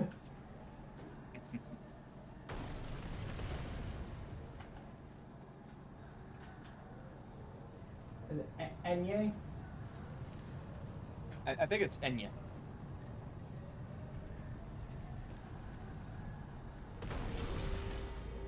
I guess like rather than in, which is what I keep trying to do. Like pronounce it with like an I for some reason.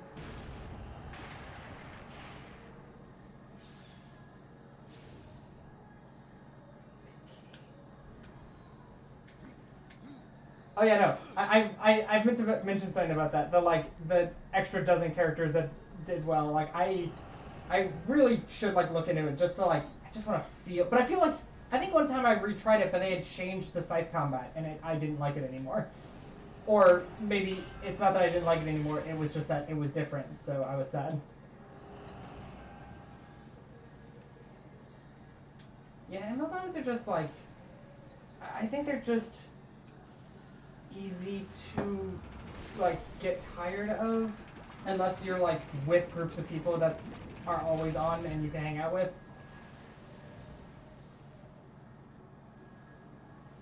But even then, if I like stop playing it for a week, I like lose all my like momentum essentially.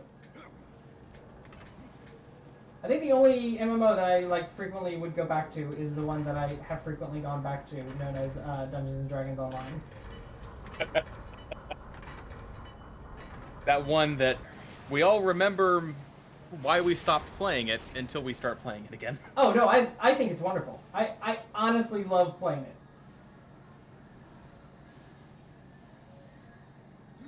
Do you remember when Vindictus had 3 characters and it was cool that they were adding a 4th? Yeah. They're 19 now. Jeez. I thought when they said like dozens of characters, then it was actually like a total of 10, like kind of thing. Not legitimately they added over a dozen characters.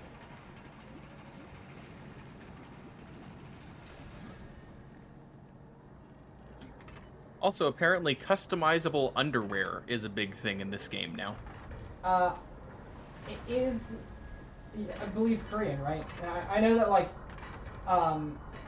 Korean games, I believe, tend to put like a heavy emphasis on like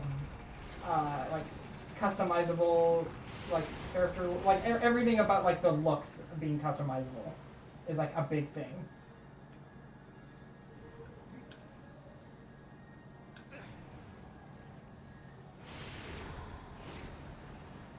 Yeah, see, that's the thing, is like, I think my main reason of never wanting to get into Path of Exile isn't just that it had that many abilities, but like when I played it once in beta, there was already so much heated debate over what was a good and bad build that I was like, oh, no one's having fun, never mind, I'm out.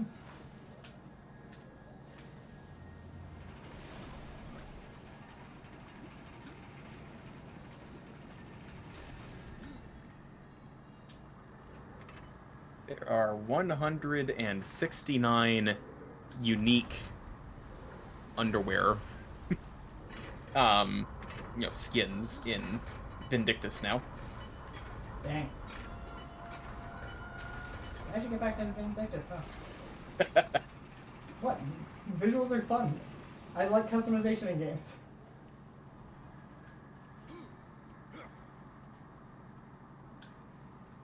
I enjoy, especially like even like Pokemon having customization options is great. But I don't like Diamond and Pearl like how they did customization. Yeah, I haven't picked it up. I don't expect much out of it that wasn't in the originals. I mean, here's the thing: people are like, yeah, but it's a remake. It wasn't supposed to like be that much extra, like all this stuff. And I'm like, did you play like Oros? Or, Yeah, like, Heart Gold, that Soul I think Silver? is the gold standard for what game remake should be. Yeah, Oros was incredible. You know what makes me? Oros is a proper remake. Yes. Brilliant Diamond Yeah, BDSP. and yeah, BDSP. I can never remember what the full thing is, but It's okay, just say that's not a BDSM on remake. It's a accident. remaster. Yeah, but like it makes me sad because like this is the only like their first remaster essentially. Generally, they've done like remakes where they actually added content. I think Fire Red, Leaf Green, and Heart Gold, Soul Silver. Those were they had some remaster to them, but they had some remake to them, but they were mostly remaster. Yeah, but they definitely like still went out of their way to like add more to it. Yeah, and they were done using the current generation's systems and mechanics, just with the previous game's story and content. Yeah. But I mean, like you said, Oros is like the gold standard. Yeah. Like, what's really funny to me is that when Oros came out and like we saw Archie and Maxie, I was just like, yeah, that's them. And then like years later, when I see, or like not years later, but like at the same time as seeing that, I see the original Archie and Maxie. I'm like, that's wrong. That's not what they look like, right? Archie was always a pirate, right? Like that's how he always was in my head. Did I just like think that's what he was? Like it just I don't know. Or else like perfectly was just like, yeah, we just made them look like what everyone already thought they would look like.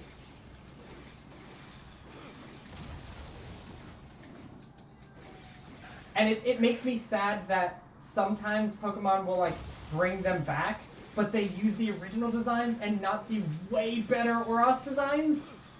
Yeah. And I don't know why you would do that. You put in so much work to make it like the best you could do. I especially like the main reason I think I want Mega Evolution back instead of like boring Dynamaxing isn't because that like Dynamaxing is inherently bad, I think, or that like it's literally just with Dynamaxing anyone can do it using a bracelet that looks the same as every other bracelet. And whenever you had characters that used Mega Stones, the Mega Stone was part of their design. And that was super cool.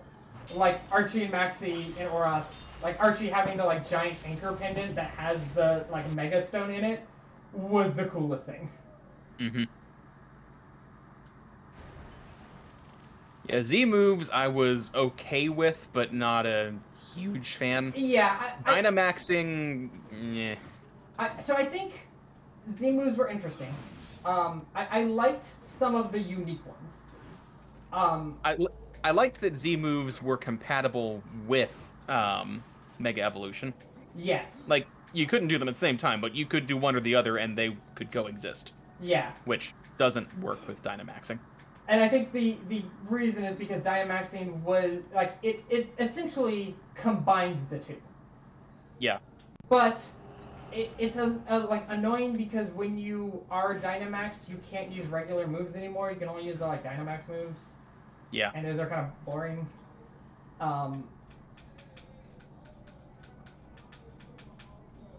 Okay. And like, oh jeez. I think Dynamaxing was a worthwhile experiment, but please don't do it again. Yeah, I want them to go to something like better.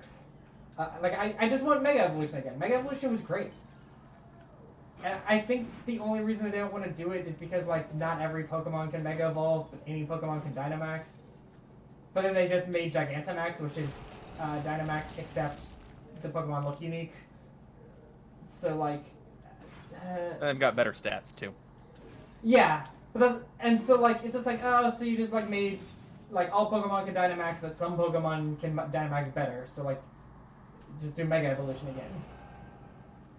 But also like haven't really liked a lot of, basically any time the Pokemon are 3D now, I just like don't like it as much because they just, a lot of the time they just have like very blank faces to me, and like you've seen some of the like animation where it's just like they just moved the character model, so like some like Z-moves did this where like some of them would just have like, they would just be standing, but because they could technically use a flying move, they would be flying around, but there's clearly no animation for it, so they're just standing in place but moving around the sky. Yeah. And it was just like, alright, like, it's okay. But, do you know the best 3D Pokemon game that has ever existed? Is it Pokemon Stadium? No. Not Stadium? 10. But it's the one I always accidentally try to say is Stadium, which is Coliseum. Never played that one. They are so fun. Like they're an interesting and unique take on the Pokemon games, because instead of just catching wild Pokemon, you're catching like, you catch Pokemon from other trainers because you are trying to like save the shadow Pokemon from the like evil people. So it does have like limit you. You can't like go EV grinding and stuff like that to try to get like better Pokemon. But like I don't know, like the story is interesting. In the first game, like your character is actually like 15 to 16 years old. You're not like 10 anymore. It's entirely double battles, which is really fun. And so your starting characters are Umbreon and Espeon, which is like super unique. And also all the Pokemon have unique animations, and they're like so beautifully full of character and personality. If you have Roselia out, and like Roselia gets hit, she gets like knocked back, and then like once the attack stops, she like glares at the enemy, puts her like flower hands on her hips, and like shuffles towards them like angrily, like she's about to like beat them up. And it looks really good. It's so full of personality. And I love that they did that. There's also the villain of that game is one of the best villains. His name is Mirror B. He has a red and white fro, in that it is like split down the middle, left and right, like being red and white. And he dances constantly. And he is incredibly annoying about it. And that's why he's so lovable. Because you like every time you see him, you're just like, God damn him! But he's so fun that it's worth it. He also has like the best music, and like they did so much work with like the way he fights, and that like when you start a battle, his music comes on, and he does like a backflip. Like he does like this whole like dance thing, does a backflip, and then like dances a bit and then snaps, and it's like right, like perfectly in time with like one of the heavier beats of the song. And it feels really good. But you want to know what his team is? Is it Team Snag'em? No. Oh, well, okay, yes, but I mean like his Pokemon team.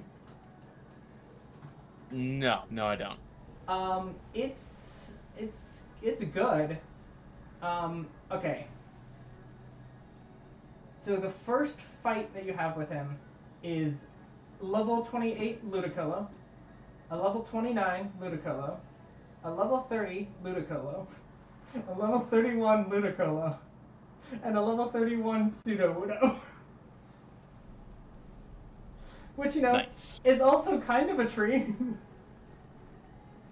But, like, he constantly just has a bunch of Ludicolos, and frequently is, like, they just dance with him, like, in the overworld. And, like, I seriously mean, like, every time you see him, you're, like, mad and also excited at the same time. You're just like, alright, time for this idiot again. Love to see this. And, like, in the second game, he makes a return, but he's not the, like, boss of the team. Because he was, like, he sort of was the boss of the last team, but I don't really think he was, like... I think he might have been the admin of the first team. So he, like, him and his two henchmen, like, get away. and like are trying to like hide and everything. And so in the second game, he's basically like a washed-up criminal that you just like find in a cave, and like he tries to like take revenge on you. And like just the vibe of that is like I would love to play another like mainline Pokemon game where like the villain of the previous game just like really hates you but is like very stupid. You know, that's another reason Ruby and Sapphire was such good games, is that the villains are just what if two idiots who didn't understand science tried to do world conservation. Yeah. Like, that's it. That's the entire story. They're just like, oh, I think there should be more rain because water is good. And then, like, more rain happens, and they're like, what? Everything's flooding? Who could have seen this happen? How would we know? Like, yeah, you awakened the Pokemon who just makes it rain forever and ever. And they're like, yeah, but we didn't know that meant forever. And you're like, oh, god damn it.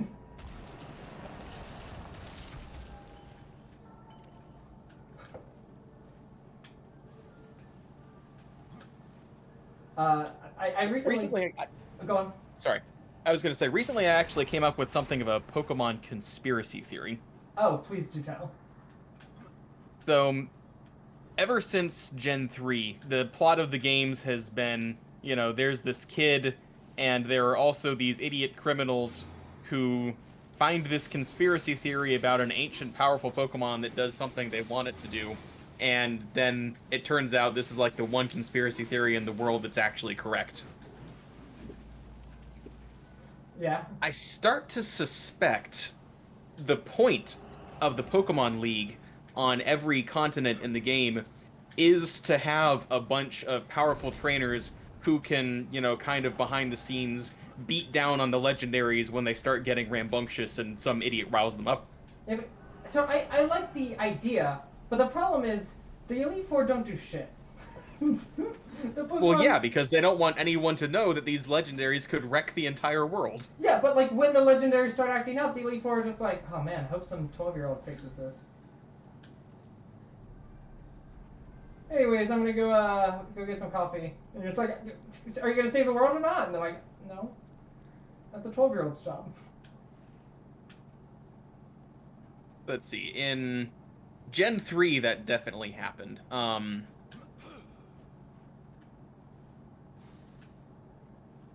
Gen 4, I don't think the Elite Four even show up until it's time to, you know, just go beat them up. Yeah. But in Gen 5, Black and White, they actually did have a serious role in the battle against, was it No, not Plasma. Yeah, Team Plasma.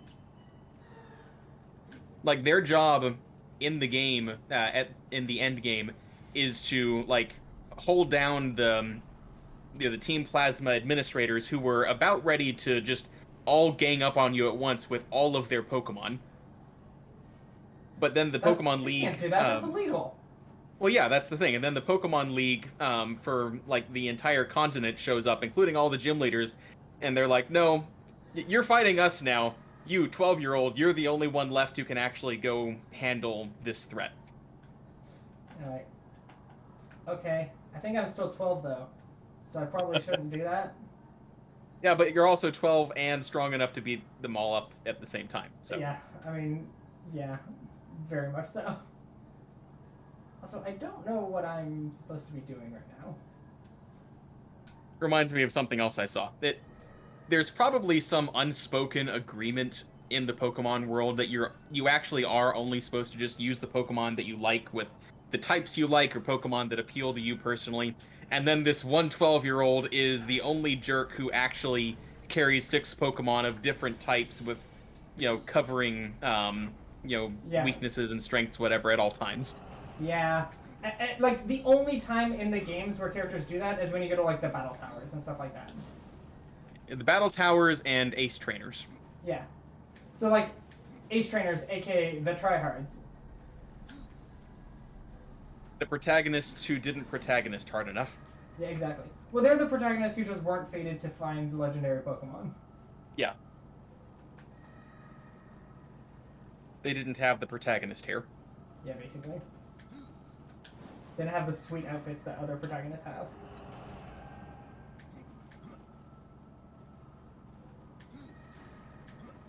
Okay, I have no idea what I'm supposed to do to restore the fire to this cauldron. Unless this is what... Unless I did that, but, like, it hasn't updated my quest to say, like, you did it, now go back.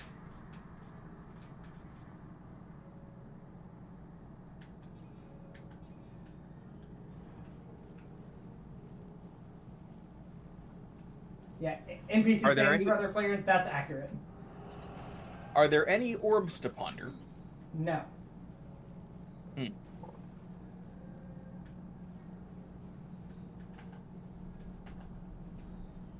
I've been everywhere in the, like, on the map. Is there anything left to blow up? No.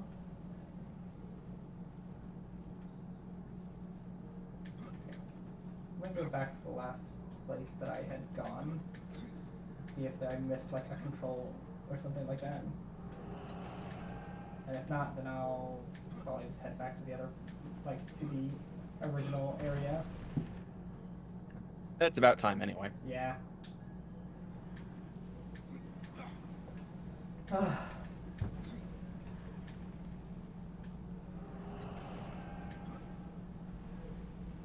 Yeah, I wasn't exactly expecting bad things from this game, but this turned out better than I expected.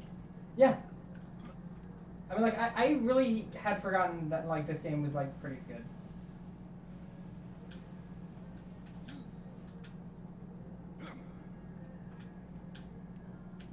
It's like, it's weird because it feels almost odd that this hack and slash has loot. I feel like that's not really commonly a thing with, like, these heads of games anymore. Or at least, like, randomized loot. Like, I would expect, like, Dark Souls, where you find, like, other types of swords. But, like, you upgrade them. They're not like, oh, you found the green version of it.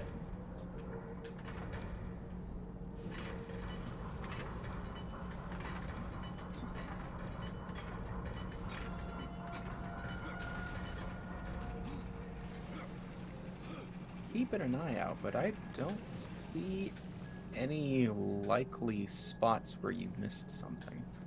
Yeah, and so what I'm gonna do is head to the basically head to, like, where I use the control that, like, made the giant cauldron go down, and see if there's, like, another control right next to it that I just, like, didn't see. Well, your bird definitely wants you to go this way, so. Did you get that white lever over there? Yes. So this is how I, like, got to the controls, is to, like, make this come up.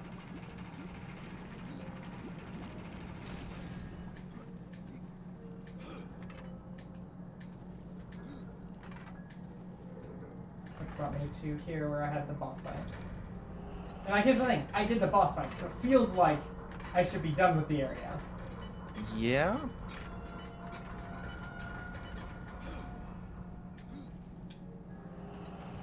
Surprise, you get to find him again. Yeah.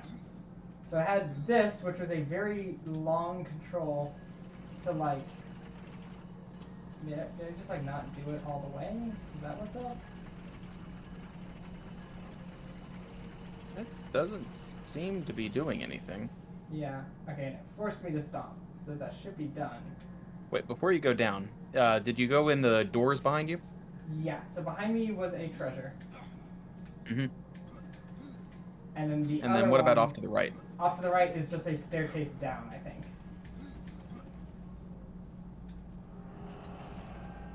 Is there anything to climb? I don't see anything to climb. So I think I am done with the area. I just, like, it doesn't properly, like, say, like, oh, you've done it. Unless it's just...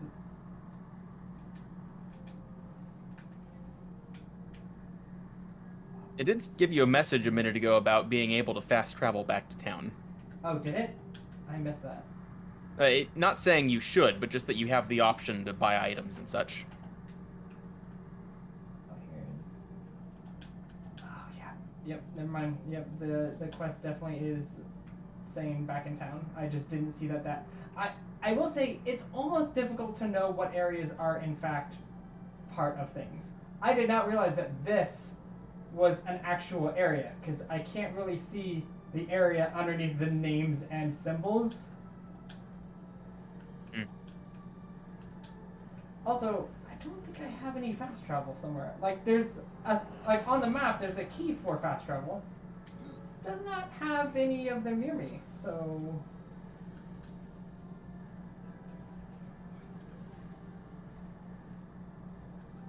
I think you can just click on the place on the map.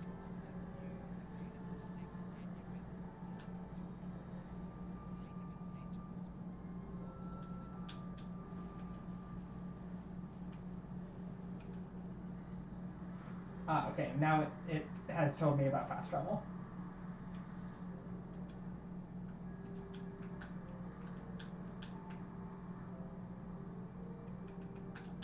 How do I do it? Please. The X button, I think. Oh, what?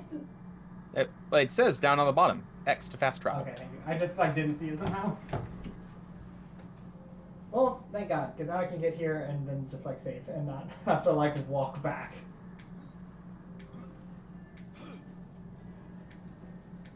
Gotta go see big woman, very tall, cool person,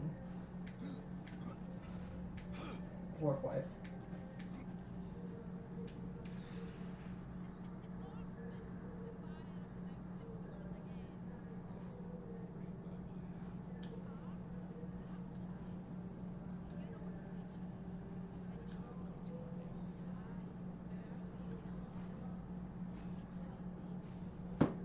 Did you make me a cool weapon? Oh, you sure did! The power of gun. Oh, yep, this gun belongs to Death's brother, Strife. Yep.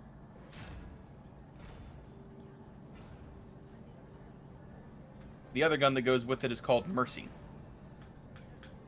Wild for these guns to exist for, the Horsemen of the Apocalypse.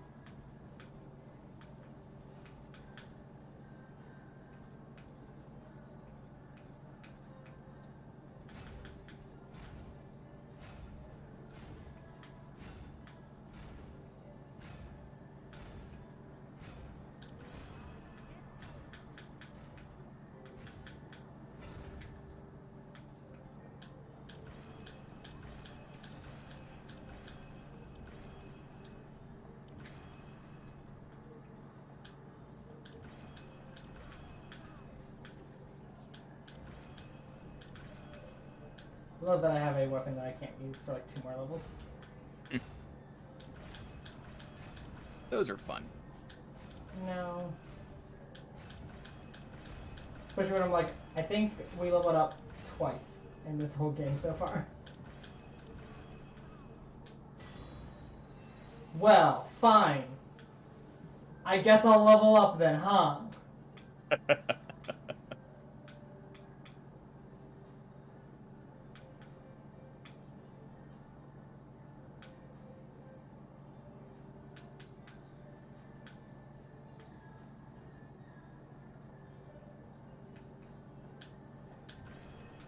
I also love when I'm see this whole tree and I'm reading them and I'm I don't know what 90% of this means. It's oh cool, this gives me Reaper energy. What's that? It's energy that you use to reap. Yeah, but I'm the Reaper. I don't think I need a different type of energy. I think I just need food energy. Well, you've got to talk to your brother Famine about that. Famine, bro.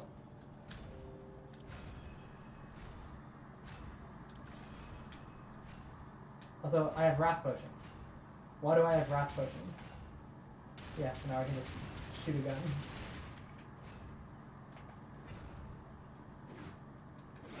Oh, cool. And it just reloads after a while. Well, this was fun. Yeah. Probably be doing this next week unless we have objections. No, not at all. I was like, do I have to save or does it just save for me? But apparently you don't like pick slots or anything, which is nice. You just hit the save button. It's like, oh, cool, we're saving. And I'm like, oh, neat.